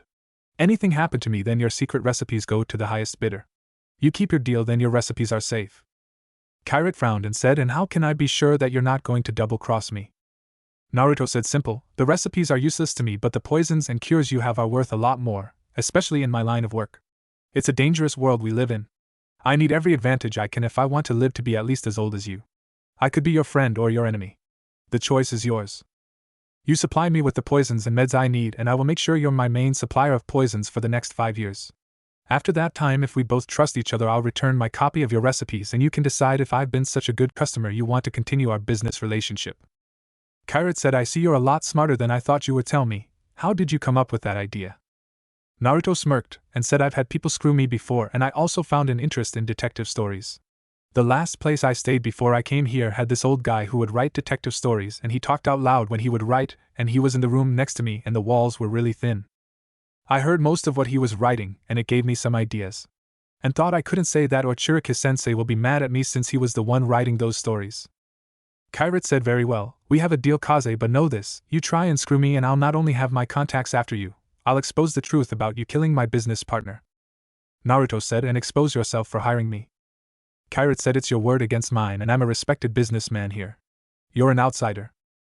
Naruto said, "True, so you have my potion?" Kairat said, "Yeah," as he pulled out a bag and set it on the counter.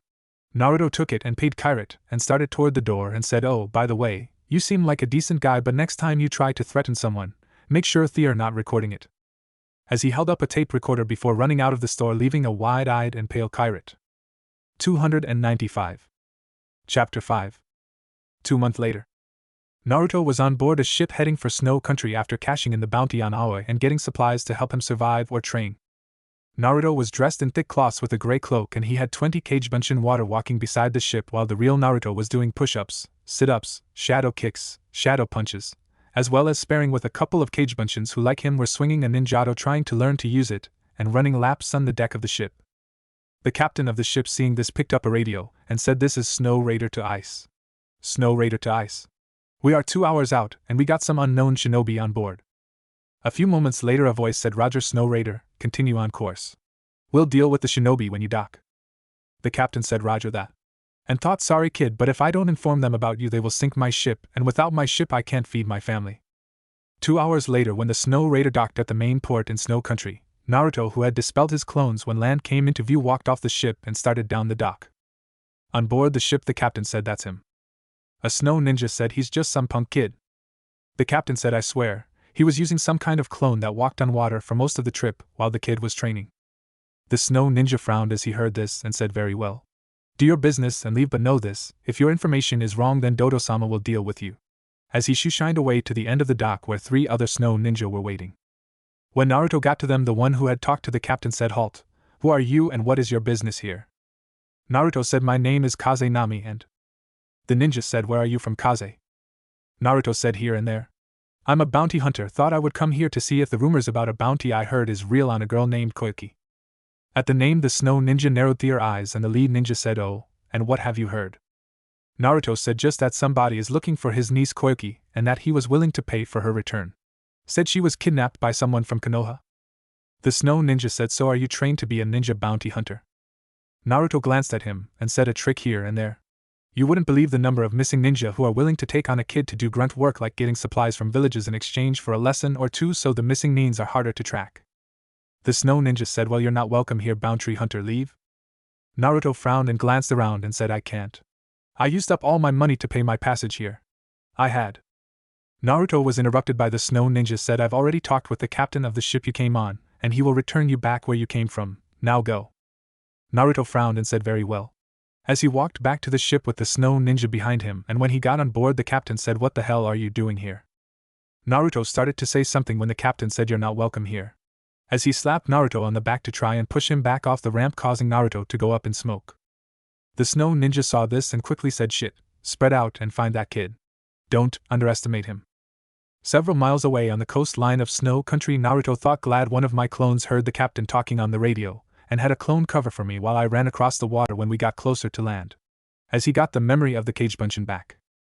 3 days later, Naruto was asleep inside a cave when he heard an explosion in the distance that woke him up.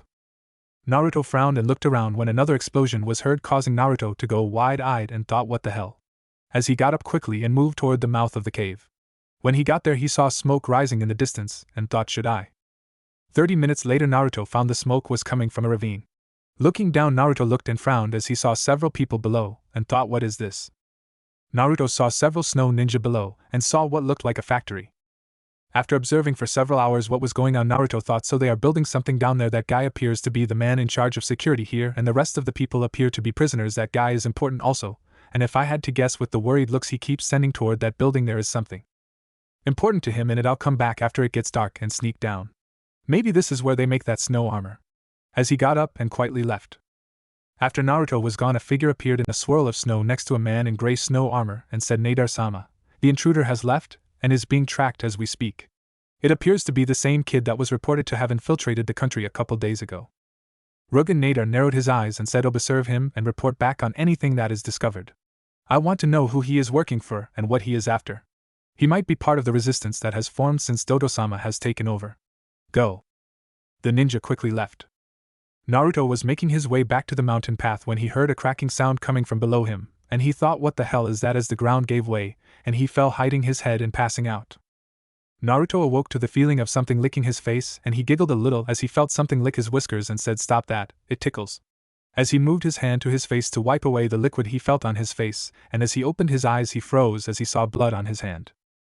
A rumbling noise was heard and a deep voice said, I see you are awake, Naruto Uzumaki. Naruto blinked and slowly raised his head and looked where he thought the voice was coming from, and he said, who's there?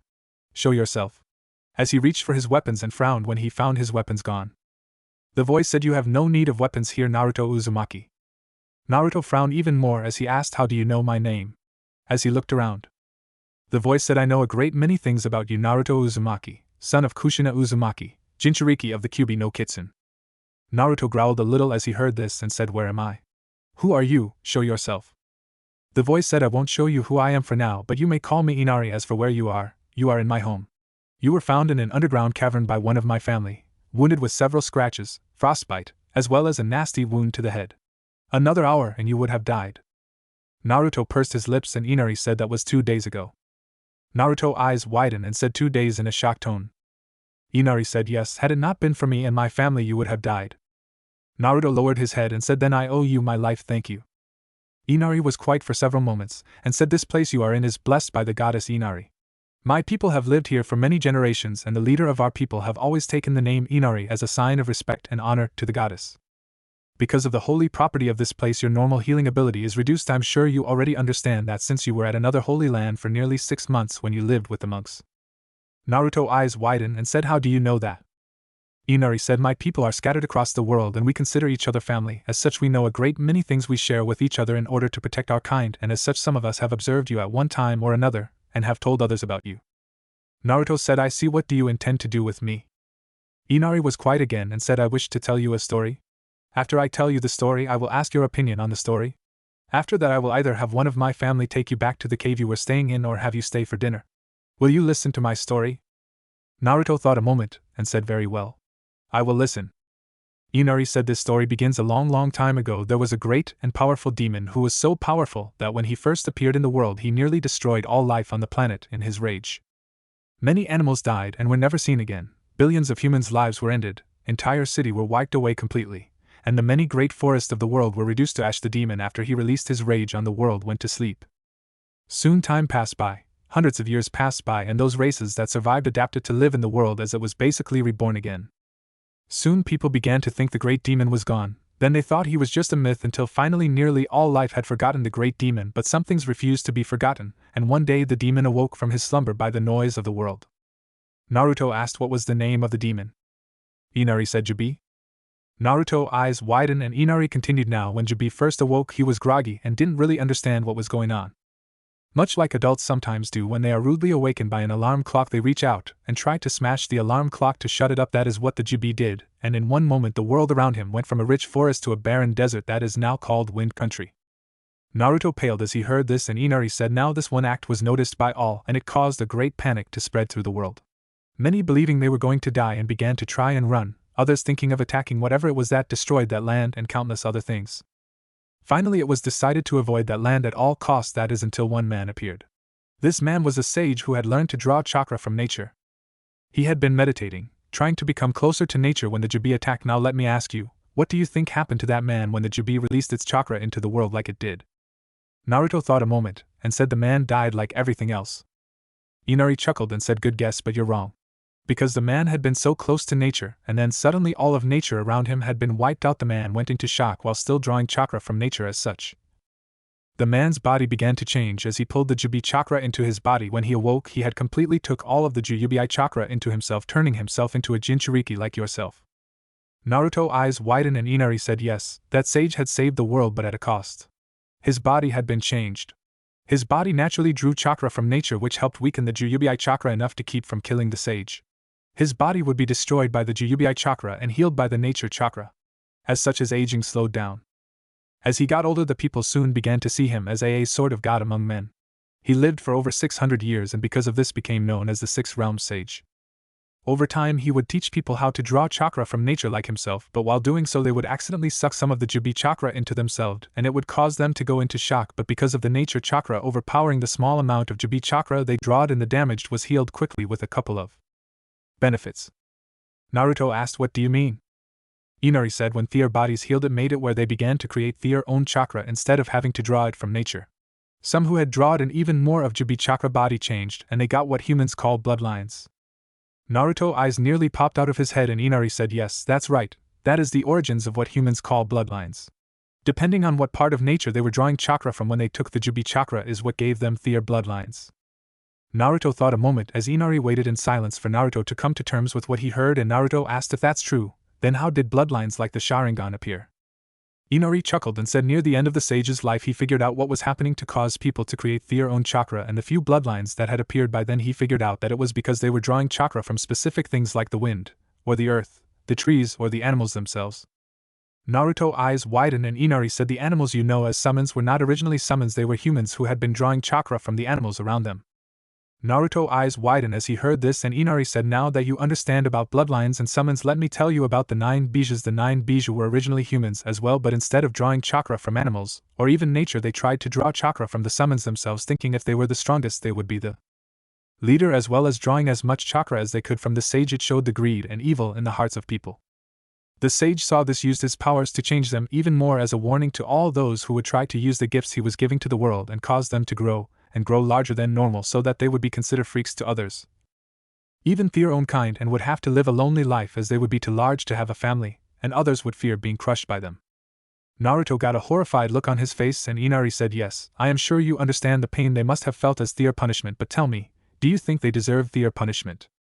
Naruto looked down, and thought it over, and then as a tear fell from his face he said, a couple months ago I killed a man. He had kidnapped a woman who at the time I didn't know, and I killed him because he was going to hurt that woman. I wasn't strong enough to stop him any other way to protect that woman. While I was protecting that woman, several others died. Their deaths were my fault for being weak. Since then I have killed 2 other people. One man I killed because I was told he stole something from his business partner that he was using to try and destroy the guy who hired me. The other guy I killed because he had stole something that could be considered belonged to my family, and because I was asked to, I then stole and copied the item that was originally stolen from the guy who hired me to kill his business partner, and I gave it to the person who asked me to kill the other man while lying and blackmailing the guy who had asked me to kill his business partner. I justified my actions to myself as killing them and blackmailing that guy saved the lives of others. What if those people had thought the same thing, that taking their chakra like that was the right thing to do to protect others? Am I really no different than the guy sealed inside of me? Should they be punished? Should I? As he pulled his knees to his chest and cried. Inari said, you pass. Naruto didn't say anything before he felt a pain in the back of his head and he said, hey, what the hell? As he rubbed the back of his head, and Inari said, you pass. Naruto asked, what do you mean I pass? In a confused tone as he looked around. The walls around Naruto began to shift, and Naruto saw that he was not in some small white room but a huge ice cave surrounded by lots of foxes. One who was taller than the others said, hello Naruto, I am Inari, and this is my family. Naruto blinked and looked around and swallowed a moment, and said weakly, hi.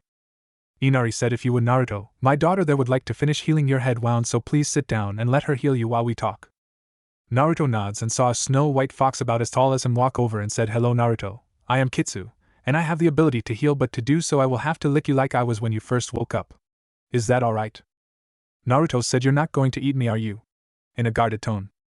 Kitsu laughed and said, no, since you passed you don't have to worry about that anymore. As she began to lick his face. Naruto asked, any more? Inari said, had you showed us that you had given up your humanity to become nothing but a selfish individual, I would have killed you and fed you to the rest of my family. I will not risk my pack's safety. Naruto smiled slightly and said, I understand, so that story was some sort of test. What exactly? Watch it, those are sensitive. Several of the Kitsuns, including Kitsu, got an amused look on her face, and Inari coughed, getting Naruto attention, and Inari said, the story you heard was true. We were all aware of you killing those men. The difference between you and the guy inside of you is that you do what you do for others, not yourself. You do it so others won't have to suffer like you have. Protecting what is precious to you is the teachings of the Sixth Realm Sage. It was the reason our ancestors agreed to become what we are now. You see, the sage wanted to protect the world, to ensure the harmony of all life. He did not give people the gift of chakra as a sword of war but a shield of defense. He went to the shrines of the world who worshipped different gods and goddesses, and he taught the holy men and shrine maidens the secret of his sage arts. He knew he wouldn't be able to teach the world, and he did not want this gift to be used for death and destruction, so he went to those who he felt would pass on his teachings the best. Sadly, the greed of man who care only for themselves than others was too great. That is why when he came to those like our ancestors, he revealed the secrets that I have told you and asked us to protect its secret. Naruto said, smart guy. Inari laughed and said, yes, he was something all Uzumaki are. Naruto eyes widened and Inari said, that's right, the sage's name was Uzumaki, your ancestor.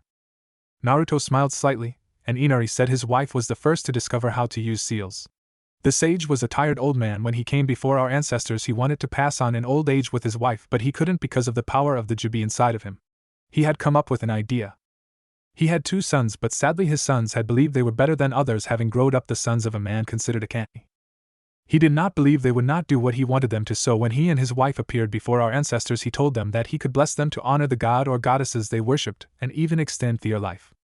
He told them everything, and so the temple's holy men and shrine maidens of the same god or goddesses merged together and became a family, and when the first children were born, the sage and his wife sealed part of the Jubi chakra into them, turning them into Jinchuriki. Their children would then have part of the Jubi chakra sealed in them from their parents, and so on and so forth until it became one with us. Naruto asked, why are you telling me all this? Inari said, because it is important for you to know the past if you are to prepare for the future. You see, the sage decided to trust his sons a little without telling them about what him and his wife had done. He had the eldest son go through the trials to draw chakra, but had him draw chakra from the sage's Rinnegan eye. He had his youngest son draw chakra from the sage's body. Before his wife died, she decided to give her knowledge of seals to her youngest son because she felt that he was the most humble in following his father's beliefs.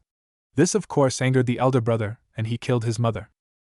Naruto eyes widened and Inari said, yes, this sparked a rivalry that has lasted from generation to generation in their descendants.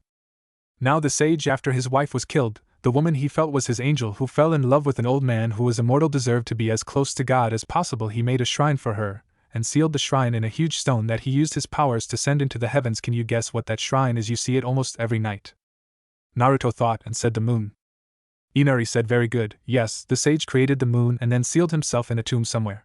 The only clue he left about where his tomb was is that it was the closest he could be with his angel, and look at her beauty now. Over time the sage's son had children. The eldest son taught his children to draw chakra from his eyes like he had done his father, which gave birth to the Sharingan and the Byakugan, while the youngest son taught his children to draw chakra from his body, which gave birth to the Uzumaki bloodline and the Senju bloodline. Naruto said, I see. As he learned so much about his clan family.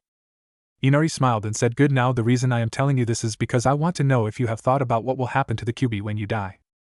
Naruto blinked and started to say something when he stopped, and said, now that I know the truth, I don't know. Inari said, because the sage cursed the Bijou with so much of the Jibi chakra they are immortal. When you and the other Jinchuriki die, they will escape from you and draw chakra from nature people and anything else living around them and reform their bodies they had when they were originally sealed away before the sage died. They were not as powerful as they are now because over time they have made more and more chakra of their own, while also drawing chakra from others.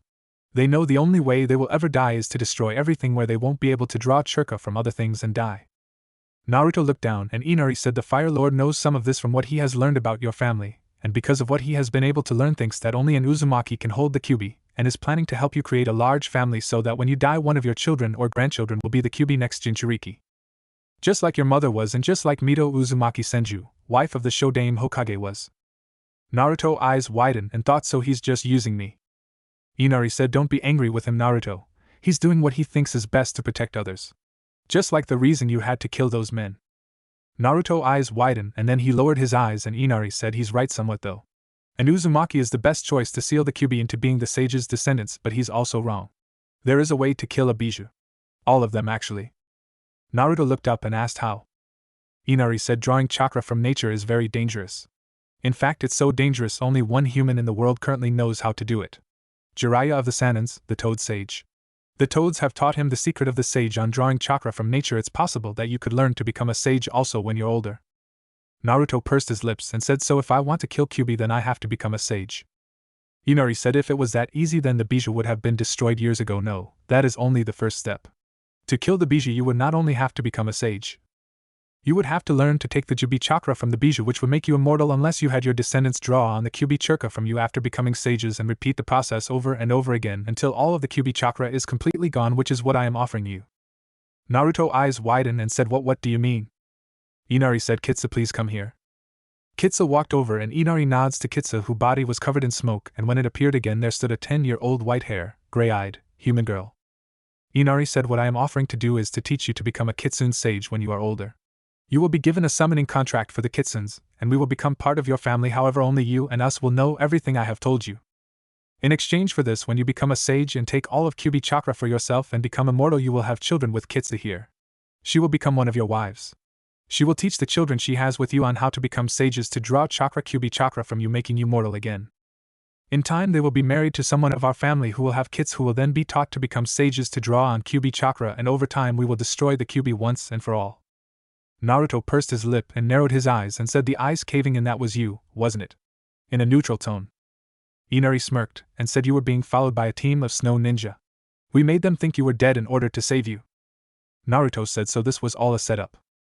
Inari sighed and said, Naruto, do you know how many Kitsune have been killed because of Kyuubi? As long as Kitsunes are seen as demon, our pack is in danger of being killed.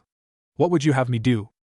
Am I to do nothing and let the risk of my children, and their children being hunted down and killed because people think they are demon spawns because of that guy you have in your gut? Is what I am offering you not something you have always wanted? You are more like us than you think, Naruto. You are already part Kitsune because of your mother holding Kyuubi and you taking a small piece of its chakra.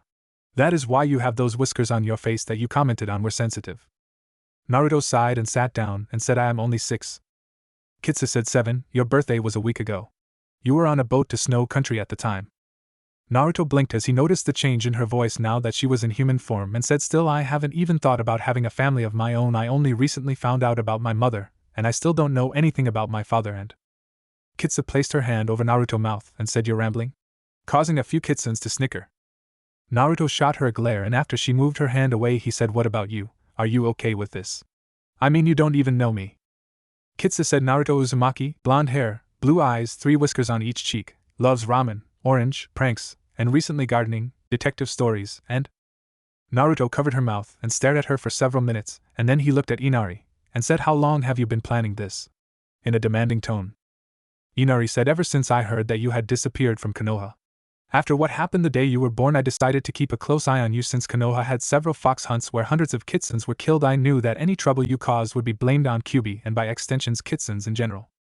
It is why when I heard that you had been gone I became worried about what was happening with you, so I had talked to my family who were also aware of you and everything about you we could find out. I asked for anyone who had any idea, and it was Kitsu here who said she would be willing to find you and become part of your pack to not only keep an eye on you but also so that one day we could meet you.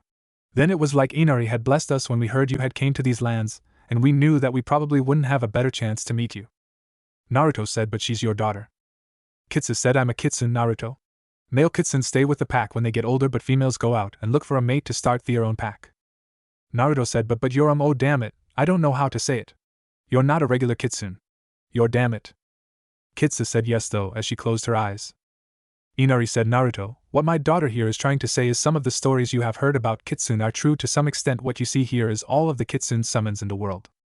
Naruto looked around the cave and he narrowed his eyes slightly, and after looking at all the kitsunes in the cave he said 22 families. Several eyes widened as they heard this, and Inari said yes. "How did you figure it out?" Naruto was quite a moment, and said, I guess my whiskers aren't the only thing that is kitsune. My senses are better than most people's. I could tell which were females, and then after checking I could figure out which have the same scent like mother and children. You're all related to each other, aren't you?" Inari lowered his eyes and said, "The only way we survive is to become more and more kitsune in our ways. That was why we took to following the nature of kitsunes and having our daughters leave to find families while our sons stay. If you ever heard the stories about female kitsunes taking the form of humans like Kitsu has just now, then you can guess the reason why now." Naruto bit his lip and looked down and then around to the others and said, "What are you really after? Why the genjutsu?" Kitsu sighed and closed her eyes and asked, "How did you know?" Naruto saw the world around him shimmer and showed that Kitsu was standing there all alone. Naruto said, "I'm a censor though I am just trained a little in it. You were touching me when you were manipulating that genjutsu. What's really going on, Kitsu?" in a demanding tone. Kitsu sighed and said, "Think about it." As she changed back into a fox and sat down on her paws with her head laying on her paws. Naruto thought a moment and said, "You've left your family like female kitsune to start a family?" Kitsu said yes, as she had her eyes closed. Naruto frowned as he heard her voice deep again and sat down and said, "Why did you try to trick me? How much of that was real?" Kitsu said, "All of it was real somewhat." Naruto asked, "What do you mean by somewhat?" "You owe me the truth." Kitsu said, "I owe you nothing since I saved your life when you fell in the ice." Naruto said, "Which you caused." Kitsu said, "No, I didn't. I just said that to get you to like me." Naruto said, "How did you know so much about me?" Kitsu opened her eyes slightly and said, "And why should I tell you?" Naruto frowned and said, "Trust one may not know a lot, but I do know if you're going to find someone to want to be with you, they have to know they can trust you." As he got up and started to walk away. Half an hour later, Naruto was still trying to find his way out of the ice cave he was in, and Naruto said, "Damn it, another dead end." Kitsu said, "Yeah, there are hundreds of tunnels and dead ends around here, but only a few tunnels that actually go anywhere." As she sat in the path, Naruto just came down. Naruto frowned and said, "And I suppose you know this how?" Kitsu said, "Because I've lived on this island my entire life and I know it nearly as good as the back of my paw." Naruto glanced at her and said, "And why should I believe you?" as he looked around. Kitsu looked down and said, "Because I thought over what you said and I think you were right and I want to earn your trust." Naruto stopped and looked at her eyes and crossed his arms and said, "I'm waiting." Kitsu sighed and said, "The story about the Six Realms Sage was real. Everything the illusion of my grandfather told you was what he told my mother before the rest of our kind was killed. My mother was one of the last full kitsune, and she had left to start looking for someone to start a family with when her sister found her and informed her that original homeland had been destroyed and the others were dead. Her sister died shortly after that, leaving my mother the last kitsune. She made herself look human and went into hiding until she met my father and gave birth to me. She used the illusion I showed you of my grandfather to teach me about our past, as well as giving me a scroll I have with me, and she told me I was the last of our kind and the fate of our people was solely on me. She died 2 years ago along with my father in an avalanche that destroyed our home." Naruto looked down and said, "I'm sorry." Kitsu said, "No, it's me who should be saying sorry. You asked how did I know so much about you. I have a special ability that lets me read people's thoughts while I heal them. It helps me to not cause them more pain than necessary to heal them. When I read them I realized that I had a perfect chance to bring the kitsunes back. That is why I was trying to trick you into agreeing to become a kitsune sage and also trick you into agreeing to become my mate. If you had agreed, then our children could have recreated the kitsune race instead of having it die out with a half-breed being the last of my kind. For trying to trick you I am sorry." Naruto said, what about the stuff you said about the Fire Lord? Kitsu said that was a little bit of everything. You see, my mother had information about Mito Uzumaki Senju and a little about your mother Kushina. I also have heard human males talking about how they wish they had some kind of bloodline, and to be the last of their clans so they could start a harem. I figured with your memories I saw, the info my mother had about Mito and Kushina, and then with what I figured was the way male humans think that it is what he would be doing to protect his territory.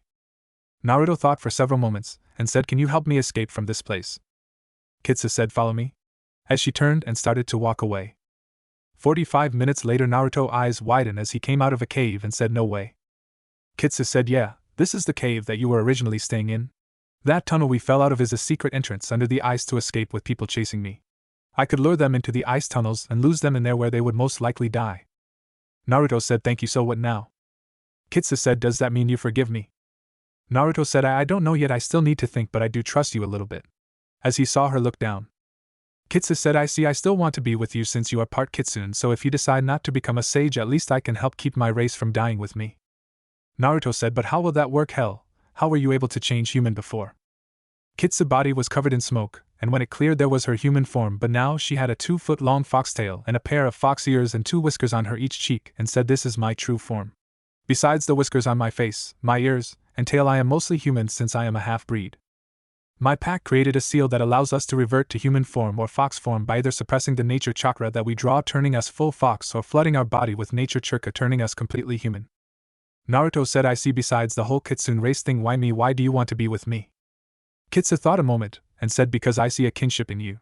When I was healing you I saw a lot of your memories. I saw someone who can understand the pain of being different because of something you had no choice in. I also saw the pain you had from being alone. Something I also know. I thought that since you and I were so alike and we both want the same thing, that if I offered to you what you wanted most, then we both could have it. Naruto looked down and said, family? Quietly. Kitsu nods and Naruto bit his lip and said, you can come with me. Kitsu's eyes widened and a smile started to appear, and Naruto said, but we will start off only as friends. I don't know you. I want to get to know you, besides I'm only 7, as he glared at her, years old, and I have things I have to do first before I can think about family. Kitsu giggled at the age part and said, alright, agreed. Naruto said, now I just need to figure out how to complete my mission. Kitsu said, about that, you do know that if you get that snow armor you're supposed to get, then you still have to figure out some way to leave this island alive, and the snow ninja will stop every ship until they find you. Naruto frowned and thought, I didn't think about getting out. I always thought I could just catch a ship and leave. Kitsu said, but there is a way to get around that if you don't mind helping some other people. Naruto asked, what do you mean? Kitsu smirked as Naruto listened. 2 weeks later, Naruto was running toward the ice canyon where the slave camp was, and as he did he was banging to cans that used to have food in them together, making as much noise as possible. About half a mile from the canyon, Naruto put his hands together and said, Keijibunshin no Jutsu. As 50 more Naruto appeared, each with cans banging in their hands.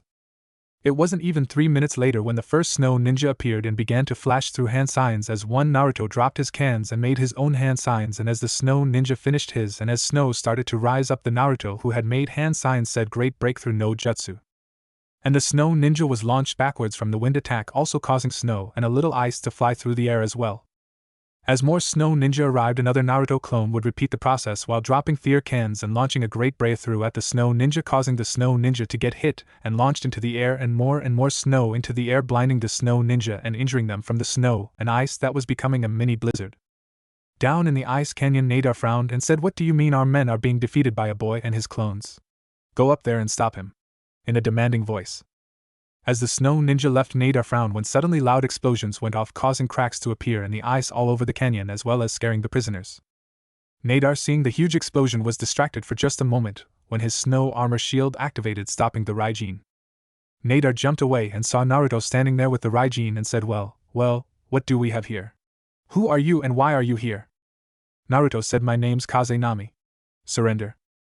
Nadar laughed and said, you think you will be enough to stop me? A female voice behind him said, not alone, but with us he can. Causing Nadar to turn and see that all the prisoners were now free, and there was a girl with Naruto regular sword standing there, and all the prisoners had tools as weapons. Nadar frowned and shoeshined on top of the factory and began to go through hand signs, and suddenly a Gant whale made of snow came out of the ice and crashed into the prisoners and Kitsu. Naruto screamed Kitsu as he saw the attack hit. Naruto ran over to where Kitsu was, only for Nadar to appear, grabbing Naruto's sword and swinging it at Naruto, who brought up the Raijin to block it. Nadara laughed as he kicked Naruto away and said, "What's wrong? You were so confident you would win before, but your little girlfriend dies and you can't win." Naruto screamed, "I'll kill you." As his eyes changed to red as his anger increased and the Raijin turned from yellow to red and blue. Naruto started to swing the Raijin without care, and Nadar actually found himself losing ground from Naruto's wild swings. Several clones came down and saw Naruto fighting Nadar, and also saw people buried under snow and ice, and quickly moved over to the people to help them. The more Nadar was able to defend against Naruto, the angrier Naruto was getting as a red chakra cloak began to form around him. Nadar tripped on a piece of pipe that had been dropped by a prisoner, and fell backwards as Naruto tried to use this to his advantage and tried to hit Nadar, who brought the sword up to stop the Raijin, which caused the sword to break, and the next moment Nadar screamed as the tip of the sword stabbed him in the nuts. Naruto was kicked in the side by a couple of snow ninja who quickly grabbed Nadar and shoo-shined away. When Naruto got up, he saw the body of Kitsu. He began to scream, but it came out more as a roar as his anger and grief took over and more chakra started to cover him, and he took off and ran. When Naruto was back in the cave he screamed again, and another massive roar was heard that caused the ice and snow on the mountain he was in to avalanche. It was several days later when Naruto awoke inside the cave and looked down and thought, "I'm sorry, Kitsu, I'm so sorry," as he cried to himself. As he cried, he remembered the day before the attack on the slave camp. Flashback. Naruto was laughing as he sat beside Kitsu, who said, I'm kinda scared about tomorrow." Naruto blinked and looked at her, and she said, "I know. It was my idea to do it, but what if something happens? What if we aren't strong enough? What if we?" As she pulled her arms around her. Naruto started to say something before he looked down and thought a moment, and then to Kitsu's surprise he leaned over and bit her on the neck. Kitsu's eyes widened and said, "What?" Naruto said, "Well, on my way here I saw a couple of dogs do that, and I thought they were fighting, but the guy who owned them said they were just showing affection to help one not feel so scared about something." Kitsu blushed and said actually they were declaring each other mates. As she bit Naruto back. Naruto blinked and said, "Mates?" in a confused tone as he held his neck. Kitsu said, "My blood is now yours and yours is now mine. It basically means I'm your wife, and you're my husband." As she blushed. Naruto said, "Oh?" Kitsu smiled and leaned her head on Naruto's shoulder and said, "But I do feel better about tomorrow now." Naruto smiled slightly and said, "I'm glad." Kitsu rested her head for several minutes until she said, "Naruto, I want you to know that since we met 2 weeks ago I haven't felt lonely like I had after my parents died." Naruto said, "I know, I feel the same." Kitsu said, "Listen, I know you know what it's like being alone. We both have dealt with that more than anyone should, and if something happens." Naruto said, "Nothing's going to happen." Kitsu put her finger to his lips and said, "Listen, just in case something happens, I want us both to promise something." Naruto saw the look on Kitsu's face and said, "What do you want to promise?" Kitsu said, "We both promise to remember each other in our hearts, but we both promise not to live a lonely life, that we live a life with love and happiness. No matter what happens. We live a life that is full of love and happiness." End flashback. Naruto let the last of his tears fall and thought, "I promised Kitsu I'll never cry again. I'll live a life with love and happiness like you wanted, but I will always remember you and care for you." Chapter 6. Naruto hid behind a snow bank as a snow ninja walked by, and Naruto waited a moment before he began to move while crouched. As he hid behind some debris from his attack on the camp, he heard, "So then all the prisoners are either dead or have escaped." "Yes, Doto-sama." "And the airship?" "It's being tested right now to make sure that there is no damage to it." "Good. Now what of the ones who attacked the camp?" "The location of the 2 who attacked are unknown. It appears that both escaped along with the prisoners, sir, as either of their bodies have been found while the bodies of the dead are still here." Dodo slammed his fist into a piece of metal and screamed, "Find them at." He was silenced as he felt a kunai at his neck. Naruto, who had jumped on his back, said, "Hold it, all of you, or this asshole dies." All the snow ninja stopped and Doto said, "Release me," or he was silenced as the blade at his neck dug in deeper, causing him to bleed slightly. Naruto said, "Fuck you, head. Even if I die, I'll kill you before I die unless you and your little band of bitches here do as I say." "Got me." Dodo frowned and said, "Who are you and what do you want?" Naruto said, "The name's Kazunami." Doto said, "The young man who is responsible for the attack on my country," as he eyed several ninja. Naruto, seeing this, said, "Don't even think it, asshole. I've placed an exploding tag on your back when I jumped on, which will kill you if the connection to my chakra that is channeling in it is broke. I die, you die. Get it? You replace yourself, you die. Now order your men to stand down." Doto said, "You're bluffing?" Naruto smirked and pulled the kunai away and said, "Really, call my bluff?" with his hand on Doto's back where a white tag looked to be. A snow ninja said, "Shit, he's telling the truth, sir." Doto frowned and said, "Stand down now, what do you want?" Naruto said, "Order your men to strip and leave their weapons." Doto and the other ninja present went wide-eyed and Doto said, "What? Naruto said, I want them to strip and begin walking away. I'm a sensor so I can feel their churka for up to 3 miles in every direction. Once they are out of the area, you and I will then board the airship and discuss what I came here in the first place to discuss. Doto said, and that is? Naruto said, your niece. Doto eyes widened and said, what about her? Naruto said, if your idiots at the docks had just let me come see you in the first place, then your little camp here wouldn't have been attacked to get your attention, so you can blame them for this. Now do as I said, order your men to strip and leave, and once they're gone, you and I will board your airship I heard you talking about, and discuss what I came here for in a more civilized setting. After they see us take off in the airship, they can return for their cloths. Doto said, and why would I want to go with you? Naruto said, because I know where your niece is and who is currently guarding her, but the info I have will only be good for the next 3 weeks. After that she will be moved with new guards and you will lose any window to get her in order to secure your claim to the throne. After all, as long as she lives, she's a threat to you and your power. Doto frowned and said, and how can I be sure the info you have is real? Naruto laughed and said, the fact I went through so much effort to come before you should be proof enough. After all, if I wanted to take control of the throne, all I would have to do is kill you and marry the princess. Doto said, very well, I'll agree, but only once the tag is off my back. Naruto said, just have the others leave after dropping their cloths and weapons, and once they are out of my sensing range I'll remove the tag, but I won't tell you anything about your niece until we are on your airship. No offense, but I really don't like your weather. Doto said, and what kind of weather do you like? Naruto said, warm tropical islands are my taste. Now about your men, because I don't think the guy sneaking around to get behind me is smart enough to stop before you get blown to hell. Doto eyes widened and he screamed, everyone stop, strip, and get out of here now. All the snow ninja quickly began to strip, and within 5 minutes they were gone. Once they were gone, Naruto saw the airship and said, idiot. As he stabbed Doto in the back with his kunai, causing Doto to scream, and Naruto chopped him on the neck before making several Kagebunshin, who grabbed the ninja cloths, snow armor, and weapons, and then began to run up the side of the snow canyon and jumped into the air, making a chain of Kagebunshin, who grabbed the bottom of the airship and began to pull themselves up and dispel until Naruto was the only one left, and Naruto opened the door and ran inside quickly, and as he got to the bridge of the airship he held an exploding tag in his hand and said, hold it, do as I say and live, don't and I'll blow us and this airship to hell good. Now change course and get us away from here. Head back toward the mainland and tell me everything you do before you do it. The snow ninja at the controls nods, and Naruto thought, well, your plan worked, Kitsu, but was Doto right? Are you still alive somewhere? I hope so. Several days later, after learning how to fly the airship and releasing the snow ninja into the water near a beach, Naruto flew over an island and thought, if everything the scroll said is true about the Uzumaki clan, then that is it, Whirlpool Country. As he began to land the airship. Chapter 7. In the land of snow, Doto lay in a bed with doctors around him, and an individual walked into the room and said in a pained voice, you wish to see me, Doto-sama? Doto said, yes, Nadar. I want you to list anything and everything about Kaze-Nami you know, weapons, jutsu, everything. I am placing a bounty on his head for everything he has done here. 1/4 of an inch to the right, and I would have been dead. I want his head. Meanwhile, in the land of Whirlpool, Naruto was walking through the forest of Whirlpool when he came across an old man sitting on a stump, and Naruto blinked and said, hello sir, how are you today? The man said, I'm fine, young man, thanks for asking. Are you from that airship that landed a couple of hours ago? Naruto said, yeah. Could you tell me if this is Whirlpool Country? The man said, Whirlpool, yes it is. Why? Naruto said, oh good, you see, my mother was originally from here a long time ago, and I just come here to see if I could find anything about her.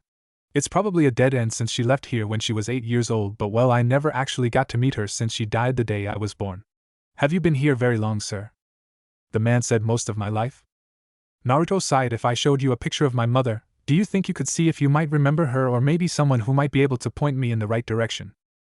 The man said, well, if I can't help you then no one can. I'm the only person on this island besides the animals, that is.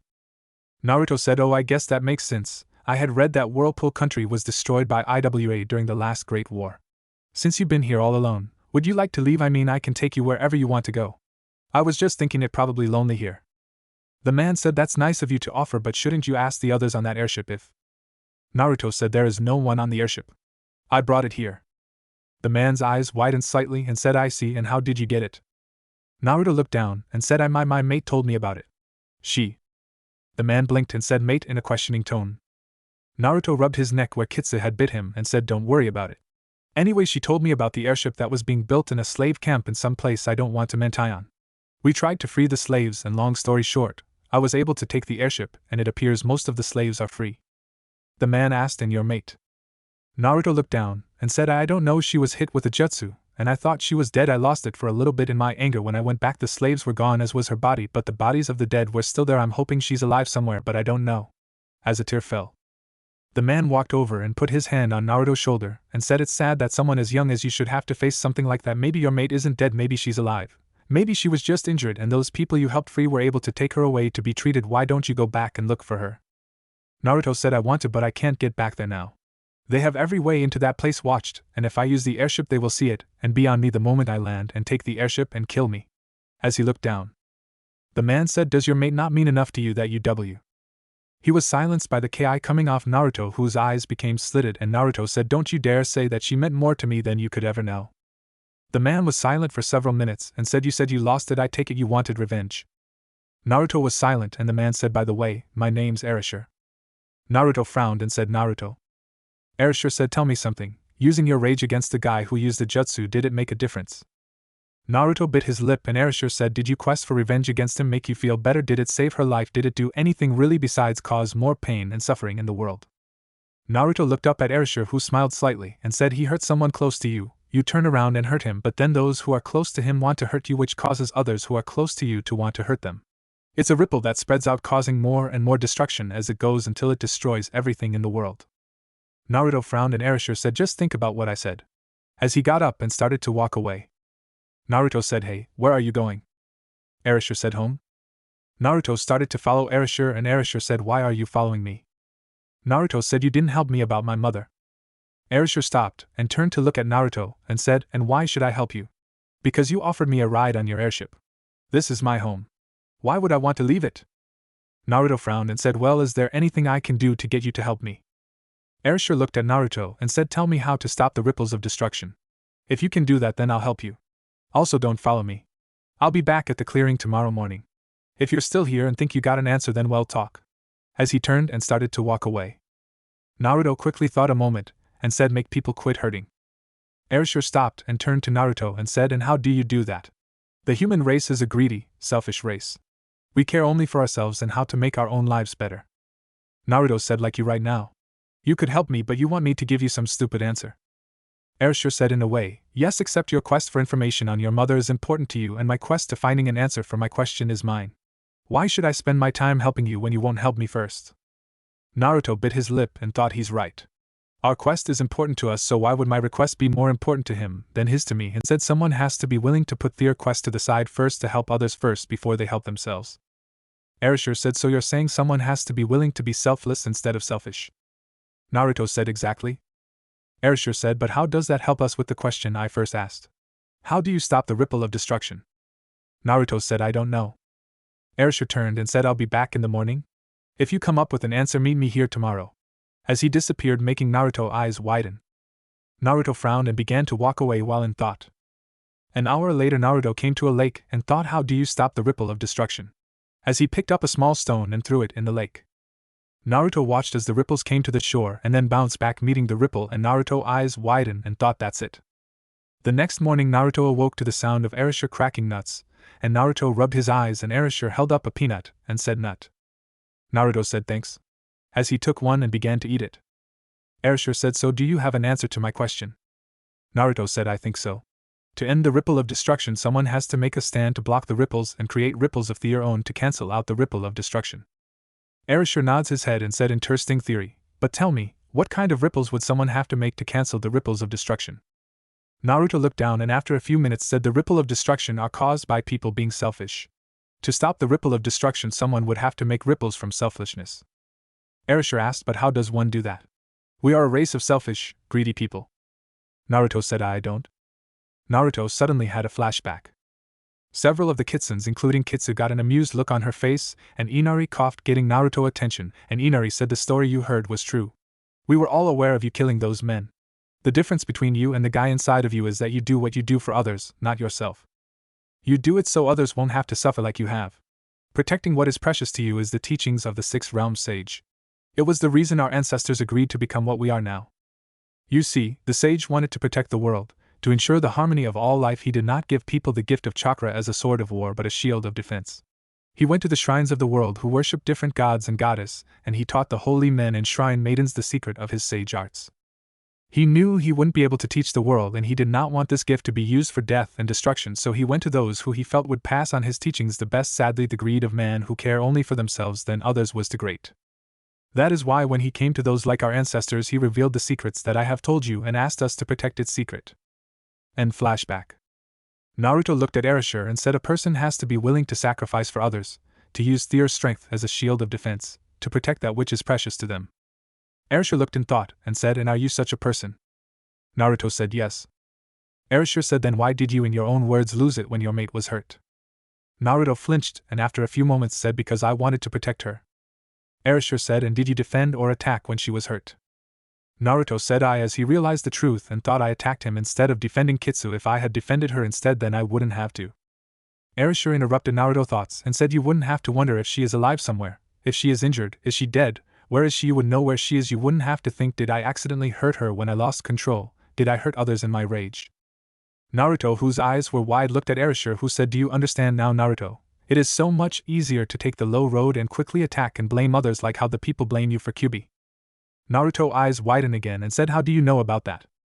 Erasure smirked and Naruto saw Erasure's eyes change from black to gray cycles and Erasure said, you can come out now. Naruto heard footsteps and saw Kitsu step out of the forest, and Naruto said, Kitsu, is that really you? Kitsu smiled and said, yes, Naruto-kun. Naruto quickly ran over and hugged her and said, how are you here? Are you alright? Before Kitsu covered his mouth with her hand, causing him to stop. Kitsu said, just sit down and listen to Arashi-sama. He'll explain everything. Naruto turned and Erasure said, now you want to know how Kitsu is here, right? Well, she was born and raised here actually. Naruto blinked and looked at Kitsu, who nods, and Naruto frowned and Erasure said, the reason she is here is because I had reverse summoned her to you after you fell in the ice. When she was about to be hit from that jutsu, she simply released the summoning that allowed her to return back to her home here on this island. As for the lies she told you about living in Snow Country, and about her parents being dead, well, that was because I asked her to tell you that along with my story. Naruto frowned and looked confused and said, your story? Erasure said, allow me to introduce myself, I am the Sixth Realm Sage. Naruto's eyes widened before he said, but you're supposed to be dead. Erasure said, I know, and Whirlpool was supposed to have been destroyed and sunk to the bottom of the ocean, but you're standing on it. Naruto looked between Kitsu and Erasure and said, I'm completely confused. Erasure said, sit down, and I'll explain it to you. Naruto sat down and Kitsu changed into her fox form but shrunk down to a normal fox size and got in his lap and said, if you don't mind, Naruto-kun, would you scratch behind my ears? Oh yeah, that's the spot. Oh. Erasure smiled slightly before he said, now you heard the story about how I first took the power of the Jubi, right? Ever wonder what happened to the Jubi body? Naruto thought a moment and said, actually, now that you mention on it, what did happen to it? Erasure said, this island is known as Whirlpool Country because there are massive whirlpools that appear around it all the time. These whirlpools are actually created by the Jubi. Naruto's eyes widened and said, what? Kitsu slapped him in the face with her tail and said, quite please. Naruto pursed his lips together, and Erasure said, after I took the Jubi chakra it fell into a coma from chakra exhaustion. I used my new powers to move the Jubi away from people and I sat it in the middle of the ocean. Do you see that mountain there? You see that light mist coming out of the top of it? Watch, do you see? You could almost set a clock to it because that mountain is actually the nose of the Jubi. This island is made up of the sand building up over the body of the Jubi over the years. The Jubi is about 20 miles wide. If it ever wakes up, our world is doomed. The only reason the Jubi is not awake is because I have lived all these years still taking the chakra from the Jubi into myself and giving it to others, creating new bloodlines. Naruto thought a moment and said, okay, that makes sense, but why am I here? Erasure said, you are here because I wanted you to. I had Kitsu tell you about the airship because I knew that if you got it then you would come here looking for info on your mother. I have watched you for most of your life, Naruto, and I am impressed with you somewhat, and I have an offer for you. Naruto said, how have you watched me and what is your offer? Erasure said, you also wanted to know why I didn't help you if I saw how bad your life was. Well, to tell you the truth, Naruto, compared to some Jinchuriki your life is not as bad as others. Some are treated as weapons and others have spent their entire life never even feeling human touch. You had a few people in your life who tried to help you live a semi-normal life. The Sandaime, the Ichirukas, and now the Fire Lord, to name a few. While I did feel sorry for you and the others, there is very little I could do since I have to stay here on this island to make sure the Jubi doesn't wake up. I may be powerful, Naruto, but I am only one man and a tired old man at that. I have spent over 1,000 years protecting the world, sacrificing my life to try and bring peace to the world, and watched as the gifts I gave the world are used to cause wars and death. Naruto said, sorry? As he rubbed his head. Erasure said, it's alright, Naruto. As for how I saw you, I have my ways to watch the world. Now for my offer. To understand my offer you will have to understand some truths. The first relates to your mother Kushina. like Kitsu was actually a kitsune. Naruto blinked and said, "Come again?" Erasure said, "Nearly everyone on Whirlpool is either a kitsune or a dragon. I've had the kitsunes use their powers of illusions to help hide Whirlpool from the rest of the world, and now the rest of the world thinks it has been destroyed, while in the past I had the dragons help protect it from outsiders." Naruto said, "So you're saying Whirlpool wasn't destroyed by IWA like history books say?" Erasure said, "Let me ask you this. How could IWA attack an island when most of their jutsu require them to be touching the ground?" Naruto blinked and his eyes widened, and Erasure said, "Exactly, they couldn't. I had several kitsunes sneak into an IWA base, replace the commander, order them to attack what they thought was Whirlpool but was in fact a Gan turtle island that much like the Jubi built on the back of the turtle shell, and when they attacked it, the turtle simply went underwater and swam away." Naruto chuckled and said, "That's a pretty good prank." Erasure said, "And since the illusion around the island is up to everyone without kitsune blood in them, the secret of the island is safe." Naruto said, "So what's this offer?" Erasure said, "I want you to become a sage like myself, someone who is willing to stand up and take a stand to stop the ripple of destruction. What happened in Snow Country was to let you experience what others feel like when they feel pain from the actions of others so that you would be able to understand them better." Naruto frowned and Erasure said, "I'm not asking you to do it for free though. I know you need a reason to consider it since you realize that I used you." Naruto looked at him and said, "Kitsumi mentioned something about that. That I would have to become immortal like you." Erasure said, "Yes, I know she told you that, and it is true somewhat, but what I am offering you is better than the alternative, and you wouldn't be alone." Naruto asked, "What do you mean? What alternative? What do you mean I won't be alone?" Erasure said, "Since you are part kitsune, you will live a longer life than most people unless you are killed. The rest of the world thinks it is because of the Uzumaki bloodline. Since most Uzumaki lived long lives, the truth is if a kitsune moved from here they would live for around 200 years before dying unless they are killed. As long as they live here they are basically immortal unless killed. Even if you refuse my offer you will still face the problem of seeing those you care for grow old and die." Naruto frowned and Erasure said, "You on the other hand have the problem of what will happen when you die. One of your children will be used to seal the Kyuubi into, your soul will be ate by the Shinigami along with your mother and father's soul." Naruto's eyes widened and said, "What? Slapped by a tail?" Erasure said, "Come with me, I'll show you what I mean," as he got up and began to walk away. Naruto frowned and got up and carried Kitsu in his arms. They soon came to a lake, and Erasure said, "I have a unique ability. I can use water, which some consider the source of life, to view life. By sending my chakra into water I can see things that are happening right now anywhere in the world. If I know to look at that place I can also look at people's memories by mixing a person's blood with the water. Please drop some of your blood in the water here." Naruto said, "Why?" Erasure said, "Because I wish to show you what really happened the day you were born, including seeing and hearing your parents." Naruto's eyes widened and he cut his finger and let some blood flow into the water, and the lake changed to show Naruto being born and then showed as he was taken hostage, and Naruto, whose eyes widened, saw both his parents. He then watched until the sealing was complete, and hearing his parents' words, Erasure stopped showing memories and said, "I don't know who the man in the mask was. I don't know if he's still alive or if your father killed him. If he is alive then someday he may come after you, but I wouldn't worry about that for now. What you do need to know is that both your mother and father sealed some of their souls inside of you in order to be able to speak with you. Your father to repair the seal if you ever went past 8 tails, and your mother when you go to learn to control the Kyuubi chakra. The jutsu your father used is one of the reasons there are jutsu known as kinjutsu. It is forbidden because the sacrifice isn't worth the use." Naruto asked, "What is the sacrifice?" Erasure said, "When you die, you along with both your parents will be sealed inside the belly of the Shinigami forever." Naruto's eyes widened and he got scared, and Erasure said, "But there is a way to make sure that won't happen." Naruto frowned and asked, "How?" Erasure said, "If you agree to become a sage I will unseal your parents from you and use my powers to give them new bodies.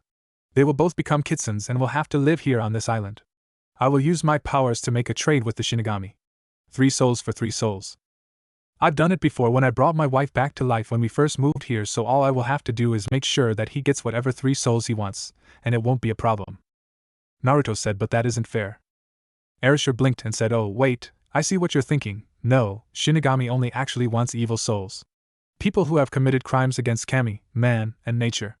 Pure souls like yourself and your parents who are very noble people don't agree with him since he is the one who takes people to hell. You don't have to feel bad about that." Naruto frowned and said, "So you're going to bring my parents to life, give them bodies, save mine and their souls?"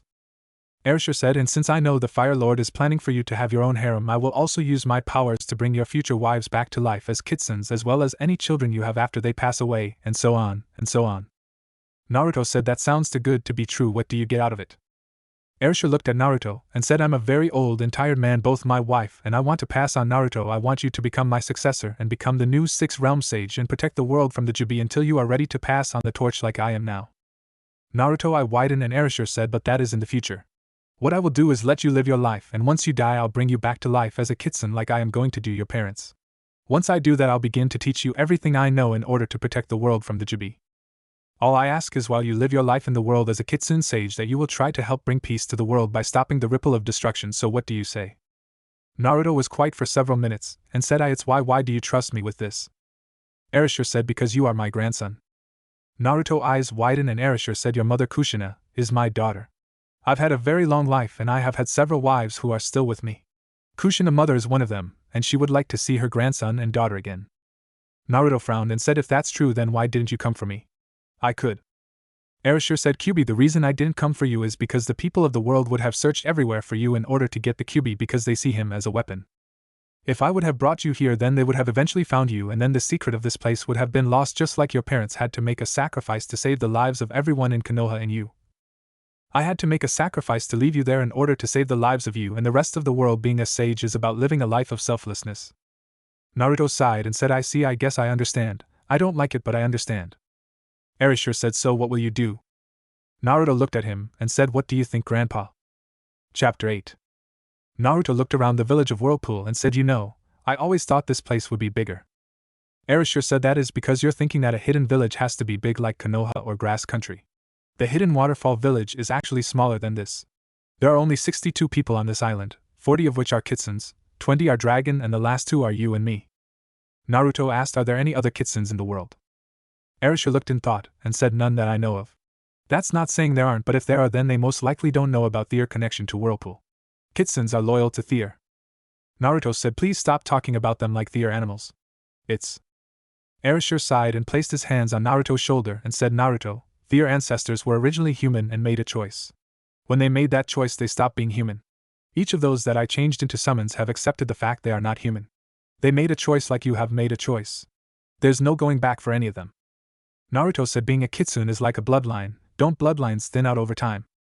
Arisher, who had started to walk away, stopped with his back to Naruto, said, you're right, bloodlines do thin out over time as the amount of chakra from the Jubi in them thins out. Summons live longer than humans and won't die out like that because I've placed a seal that absorbs chakra from me in Their homes around the world that they protect. As long as they live around that seal they will absorb the Jubi chakra and become more and more animal like the kitsunes, and dragons still can be humans because of me absorbing most of its effects on them. They chose to see themselves as Their race in honor of the sacrifice the others have made to save the world and still keep Their human look. So that if and when I have to leave Whirlpool for some reason they can come with me to protect me.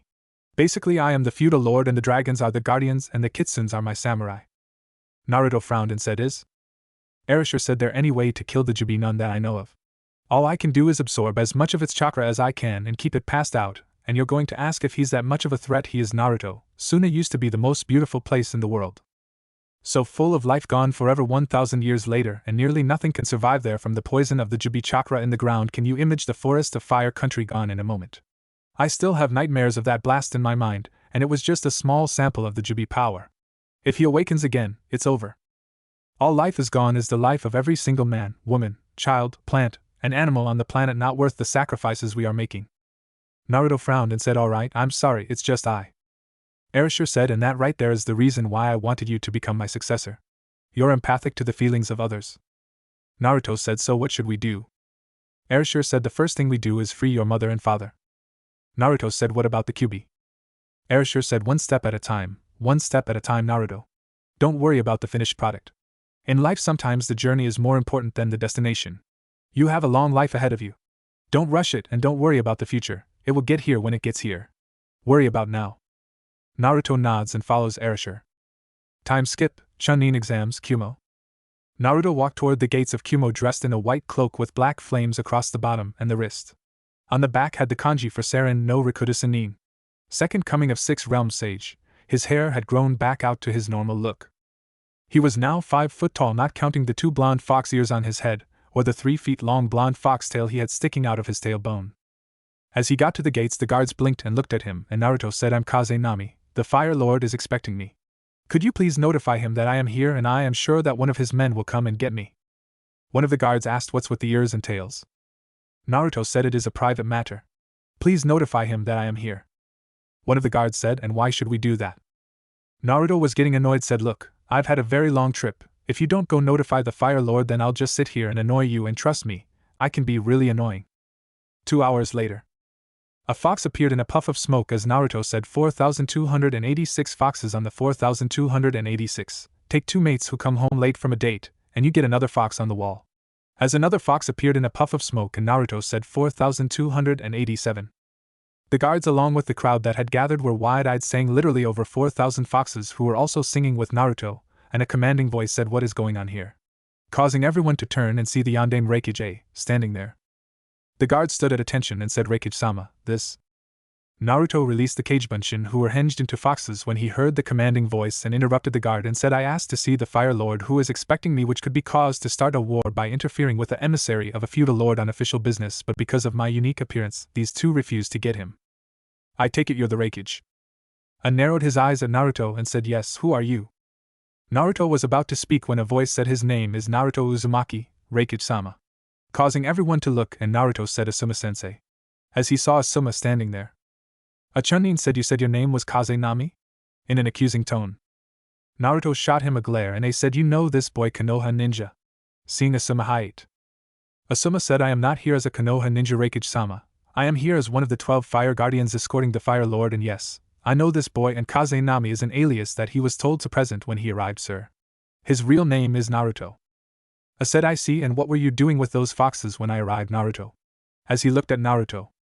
Naruto said, I've had a long trip and I had 3 choices. 1, wait here at the gates until these 2 did their job and either let me in or notify the Fire Lord that I had arrived like I requested. 2 was to bypass your village security and look for the Fire Lord himself, or 3, kick both their asses and then look through the village for the Fire Lord. Asuma quickly said, Naruto, hold your tongue. Naruto looked at Asuma with half-lidded eyes and said, I'm just telling the truth, Asuma-sensei. With what I've had to deal with the last 6 months, these 2 wouldn't stand a chance against me. I said, oh, and what makes you say that? In a mocking tone. Naruto looked at him and said, you're the yandere Reikage who's brother to the Jinchuriki of the Hachibi, are you not? I narrowed his eyes and said, and what if I am? While Asuma said in a scolding tone, what are you doing, Naruto? Naruto ignored Asuma and said, I've heard a few things about you. 1 is that you respect strength of body and strength of character. I've also heard how unlike every other village who has a Jinchuriki, your village is the only one who has the most respect for them and doesn't treat them as weapons, ignoring the fact they are human, or treats them like demons. I am wondering, is that information I heard true? I said, and if it is? Naruto bowed his head slightly and said, then you have earned my respect, something very few have done, which is why I would like to have a small test of strength and character between yourself and me. You win and you get this. As he held out his hand and a puff of smoke and the Raijin appeared in Naruto hand activated, causing everyone to go wide-eyed. Asuma screamed, what are you doing, Naruto? That's the Naidame Hokage Raijin. Naruto said, I know, but according to the Fire Lord it now belongs to me and I can do with it as I please, and since the Reikage has something I want, I am willing to offer something that I figure he would want as well should I lose our little contest, should he agree. Who had heard this asked, and what would that be that you want, and what is this contest you are offering? Naruto said, 1 attack, no hand signs. If I can knock you off your feet, you allow me have a meeting with all the Jinchuriki your village has in your office with you present to discuss a private matter. If I can't knock you off your feet, then you get this. You really have nothing to lose unless you fear a 7-year-old child, at which you won't appear to be as strong as people say. So what do you say? Interested. Asuma, who was sweating, thought, are you insane, Naruto? I looked at Naruto and laughed, and said, you're amusing, kid. Very well, everyone here has witnessed the terms of his agreement. Should you lie about your claim to hand over the Raijin then? Naruto said, catch. As he tossed the Raijin to who caught it, and blinked, and said, what? Naruto said, I don't have to trick you and you have no need to make some grand speech about me backing out. I know I will win, and when I do, your village honor as well as your own personal honor will demand that you return it back to me unless you want it to send a message to everyone they can't trust you or your village to honor your word. Your actions will reflect yourself as a leader as well as your village, should you not. I have nothing to lose and everything to gain by honoring my word, while you have everything to lose should you not. I looked at Naruto and nods his head and said, Konoha ninja, he called you sensei, is that true? Asuma gulped and said, yes. I taught him some. A nods and tossed the Raijin back to Naruto and said, come, I'll introduce you to my brother and niece. Naruto said, but I didn't knock you off your feet. I said, not physically, but you caused me to stumble when I underestimated you mentally. I'll admit stepping back to reevaluate my opponent, since underestimating someone is a good way to cause failure or death.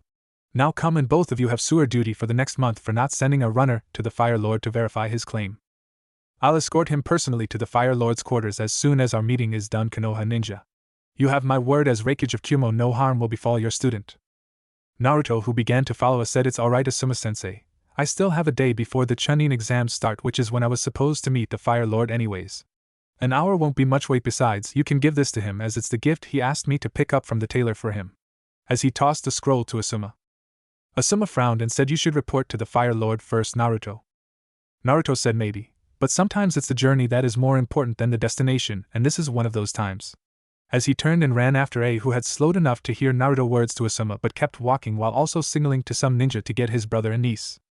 When Naruto got to A said that was very wise words for someone so young. Naruto said those are the words of the Rikuta Sennin. A said the Rikuta Sennin is a myth. Naruto chuckled and said sometimes myths are built upon truths. As he looked at the sky. A frowned as he glanced at Naruto and said, so what is it you wish to speak with my brother and niece about?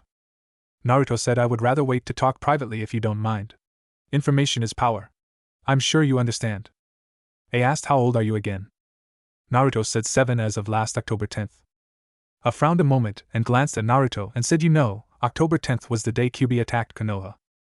Naruto said, actually, that was the day the last Jinchuriki of the Kyuubi had the Kyuubi extracted from her by a missing nin from Konoha, resulting in her death shortly after giving birth. She survived long enough to use the last of her strength to help her husband seal the Kyuubi into their newborn son.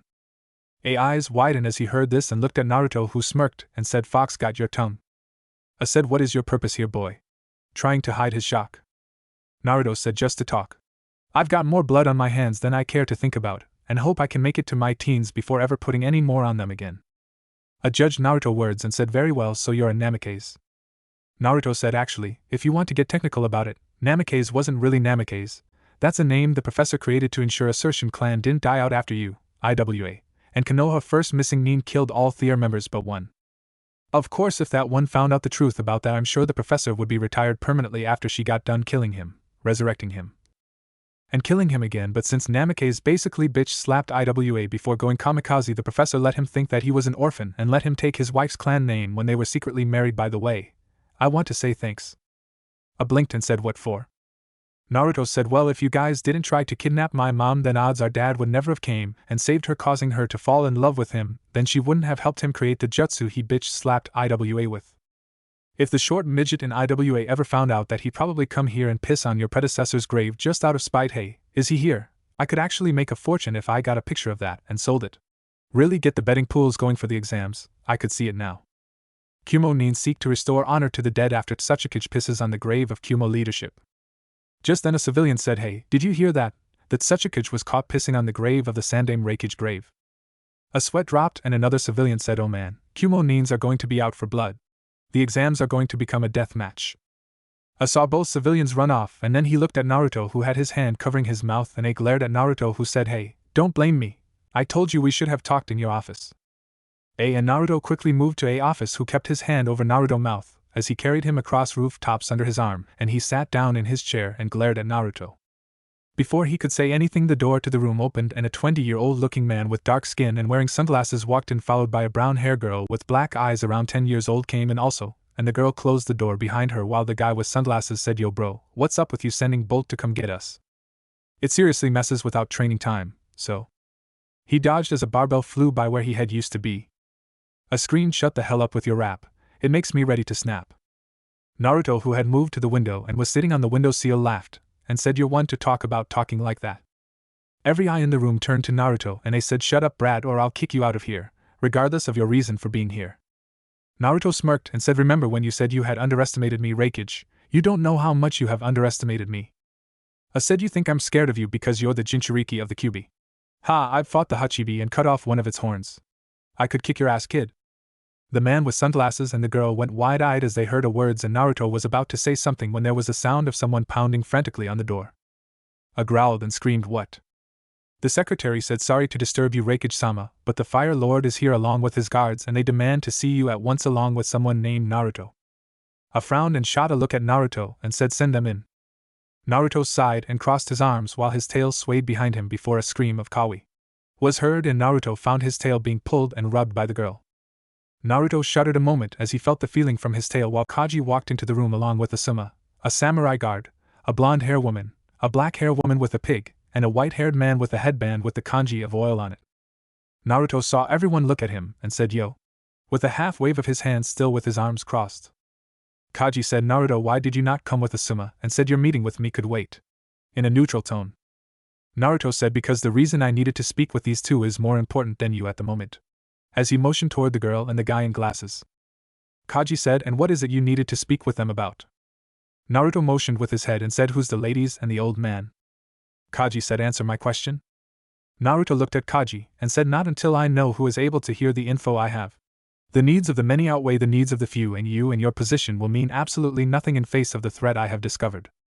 You gave me a task of protecting the lives of the people who live in your country. Well, I've discovered something that is a risk to the lives of every country. Kaji frowned and said, the blonde is Tsunade Senju, granddaughter of the Shodaime Hokage. The old guy, as you put it, is Jiraiya Oil. Both are members of the legendary Sanins. The girl with the pig is Shizun, Tsunade apprentice. Naruto eyes widened slightly and said, I see Raikage, since this matter involves your country as well. Would you mind putting up a privacy jutsu so no one outside this office can hear? I said, fine, but I want answers. As he flashed through hand signs and the room glowed a moment. Naruto sighed and looked at the guy in glasses and said, you're Kurabi, Jinchuriki of the Hachibi, right? Kurabi started to open his mouth and Naruto said yes or no. I don't feel like wasting more time than necessary. Kurabi nods and Naruto asked, can Hachibi hear and see everything going on in this room? Kurabi nods and Naruto looked at the girl petting his tail and said, Niyujuto, Jinchuriki of the Nibi, right? Yujuto nods and Naruto asked, can Nibi hear and see also? Yujuto glanced at A, who nods, and Yujuto said yes. Naruto said, good, then that will save time. Long story short, the Shodaime Hokage, Mito Uzumaki Senju, his wife, and Madara Uchiha are all three fucking idiots. Causing everyone in the room to go wide-eyed. Tsunade said, what did you say? In an angry tone.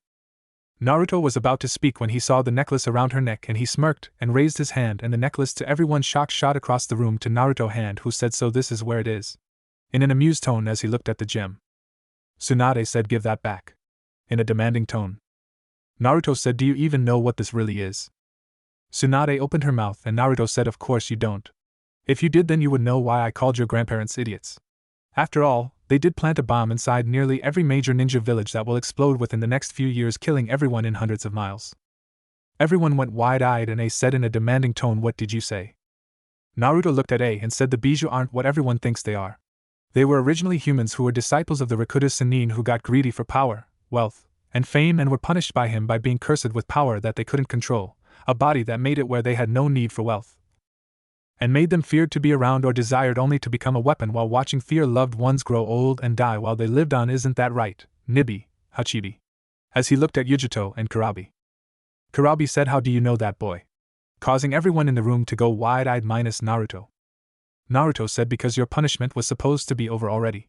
You and the other Bijou, while still sealed in the urns the sage sealed you into, had the amount of power you could have at any one time limited and made it where the extra power you created powered the seals holding you inside the urn. But when Madara Uchiha released the Kyuubi from his urn to use against the Shodaime, he broke the restriction on Kyuubi power, making it where Kyuubi could start getting more and more power that he can't control, the same thing the Shodaime and his wife did when they gave the other Bijou away. But the problem is the sage had set a time limit on how long you would be punished based on how bad your crimes were, and when that time limit is up, your soul will pass on to the other side, but then your power, without your mind controlling it, will overpower whatever you're sealed in outside of the urn you originally were, turning the object you're sealed in into a bomb that will explode, releasing all that chakra into the world, and since your chakra is toxic, will kill anyone or anything around it when it explodes. The Kyuubi soul has already passed on. Everyone in the room went wide-eyed and they said, then how come you're not dead along with us? Naruto said, ask Jiraiya here to go into sage mode and then ask, why do I have fox ears and a tail right now? Jiraiya paled, realizing what Naruto was referring to, and said, no, you can't be. Naruto said, yeah, the only thing keeping me alive right now is I am in sage mode, drawing nature chakra into my body, that is until now. As he slipped the Shodaime's necklace around his neck, and within moments his fox ears and tail disappeared, and Naruto slumped slightly, and said, this necklace is in fact made from pure nature chakra as a backup to the urns. Should one of them be damaged, it could suppress the chakra of the Bijou sealed inside it until one of the sage descendants could use nature chakra to create a new urn to hold them in. Jiraiya said, how did you learn to draw chakra from nature? Naruto said, I didn't. The Rakuta Sannin had two summons he trusted to watch his two sons and their descendants. The Uzumaki and the Senju are the descendants of the youngest son, while the Uchiha and Hyuga are descendants of the eldest son. When QB Soul passed on and my seal started failing, one of the summons who was watching me took me to their home, and they forced my body into sage mode somehow before I died. I'm supposed to learn to become a true sage later. Just then a puff of smoke appeared and Kitsu in her human form appeared in the room and said, Naruto, are you alright? I felt your chakra leave sage mode and what's going on here? As she saw everyone in the room. Naruto said, Kitsu, why are you in your human form? Kitsu said, I was shopping. Jiraiya said, what do you mean human form? Are you a summon? Kitsu turned to Naruto and said, what's going on? Naruto-kun, wait, isn't that? As she saw the necklace around Naruto's neck. Naruto said, yeah, the nature crystal. Kitsu said, oh, so do you still want to become a sage? Naruto said, yeah. Of course I do. Kitsu said, good, so who is everyone here? Naruto sighed and said, Kitsu, could you please change into your other form a minute? Kitsu frowned and was covered in smoke, and when the smoke cleared, nearly every eye in the room went wide seeing her fox form. Naruto picked her up and began to scratch behind her ear and said, that is the Fire Lord Kaji that I told you about, that is Asuma-sensei. Those two are the Jinchuriki of the Hachibi and the Nibi. The guy at the desk is the Reikage. The old guy is my godfather Jiraiya and the blonde is my grandmother Tsunade. At this nearly every eye in the room went wide and Tsunade said, what do you mean grandmother? Naruto smirked and said, I told you all already. The summons had been watching the descendants of the sage. That includes the births of every one of their descendants. The old monkey after your brother's death found out you were pregnant. Don't know who the dad was, but you were showing the first signs of morning sickness, and he had you put in the hospital under the disguise of having the flu. You were only about 3 months along at this time, and he had the child transferred to another kunoichi in order to save your clan's honor instead of having you give birth to, in his opinion, a bastard child. Tsunade knuckles popped, and she said, I'm going to kill him. Naruto said, anyways, as I was saying, you guys don't have much time before you both are going to die and kill everyone around you, but the two summons that the sage had watching my family have agreed to place a seal on you that would give you a bloodline. Kitsu, if you would, Kitsu, damn it, she fell asleep. As he picked Kitsu up and whispered in her ear. The next moment Kitsu was covered in smoke and squealed in an excited tone as she glomped Naruto in a hug. Naruto covered her mouth and said, we can do that later after everything here is done. Would you explain the bloodline thing to them? Kitsu pouted and said, fine. The seal was designed originally by the sage to reverse the process the sage used to turn the bijou into what they are. By applying the seal on both of you, then you both will gain a bloodline that will pass on to your children that will allow you to basically enter and leave what is now called sage mode. You will gain features similar to what Naruto-kun had earlier, but will be based on what your bijou is. For the girl, she will grow cat ears and tails along with increased flexibility, heightened senses, and night vision. I asked, how can you be sure? Kitsu frowned and said, because it was similar to the process that turned my ancestors from humans into summons. Bijou and summons were originally humans who were disciples of the sage. The sage teaching that the toads taught Jiraiya is the first step in the process that was originally created before the seal was made. The seal we are willing to draw on those two will automatically draw nature chakra and mix it together with the bijou chakra inside them, allowing them to enter sage mode without the side effects. As long as there are trace amounts of bijou chakra in their descendants, the bloodline will pass down just like it has in the Inuzuka clan. At this all the eyes widen again and Kitsu said, who was the black-haired lady? You never told me. Naruto said, her name Shizen, Granny Apprentice. Kitsu said, I see you should all know this, the info you have is top secret. Should any of you with summoning contracts reveal the info about what you have heard, then your summons will be forced by the other summons to void out their contracts with you forever. All summons will refuse to help you, your village, your descendants, or your country for 5 generations. This goes for all of you. I said, are you threatening me, girl? Kitsu said, no, just passing the message from the Lord of Summons. The sage made a plan should certain laws he made be broken after the bijou were created. The Lord of Summons will carry out the punishment he had created, which will cause the death of every summon of any tribe who refuses to follow the rules. Kaji said, and who is the Lord of Summons? Naruto said, the dragons. Causing everyone to go wide-eyed. Asuma asked, how do you know that? Naruto said, because of what happened to me, they gave me 3 gifts. The first is this. As he raised his shirt sleeve showing a dragon tattoo, and Naruto said, this is a summoning contract for the dragons. I have one for Kitsune on my other arm, and I am allowed to sign any number of summoning contracts I wish as long as I pass their individual test. The other gift is this. As he closed his eyes, and then when he opened them, everyone in the room gasped. Jiraiya said, the Rinnegan? Naruto closed his eyes, and then when he opened them again they were back to normal, and said, yeah, the eyes of my ancestor. Now do you understand why I said meeting the Reikage was more important than meeting you? Since the Reikage has actually earned the respect of the dragons for treating the Jinchuriki here as actual people, I was allowed to tell him about what is going to happen to these two and also offer them training to use it. They also have the choice to accept the bloodline or not, but both will be getting the seal because even as we speak summons are converging on all of the Jinchuriki and will be placing the seal on them without telling what it does. I frowned and said, and why should I allow this to happen? Naruto said, because they can reverse summon both of them at any time thanks to the bijou in them, meaning you have no say in the matter. Sorry, it's nothing personal, but I have to pass the message like I was told. If I don't, then I won't be allowed to get the seal later myself, or be given sage training. I'm being blackmailed into doing this.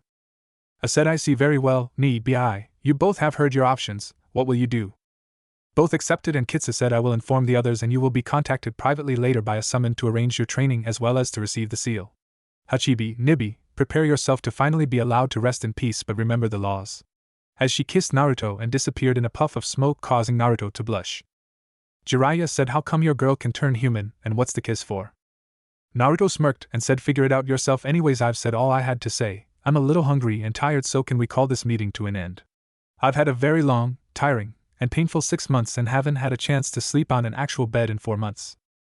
Kaji said, very well, we can discuss this later, but I expect a full report. Naruto said, I will inform you of everything I can without risking the fire country, your lordship. You heard about the laws of the summons. I don't know how much our country uses summons, but I do know that if I break their laws, Konoha will lose their summons, which will make them an easier target for others, which will cause the lives of the people of our country. Kaji said, I understand.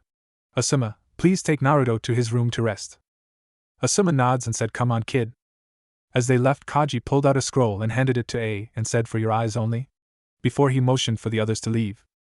After they were gone, A opened the scroll and his eyes widened, and Bi said, what does it say, bro? I said, nothing you need to worry about. Why don't you both go enjoy yourself? The town is festive for tomorrow. After both were gone, I thought things are looking interesting. What if Naruto becomes fire guardian and harem? And thanks for watching my video till the end. If you enjoyed this content, then do consider subscribing to my channel, and leave a like if you guys need the next part. Comment down, and thanks for watching the video, and see you guys in the next video.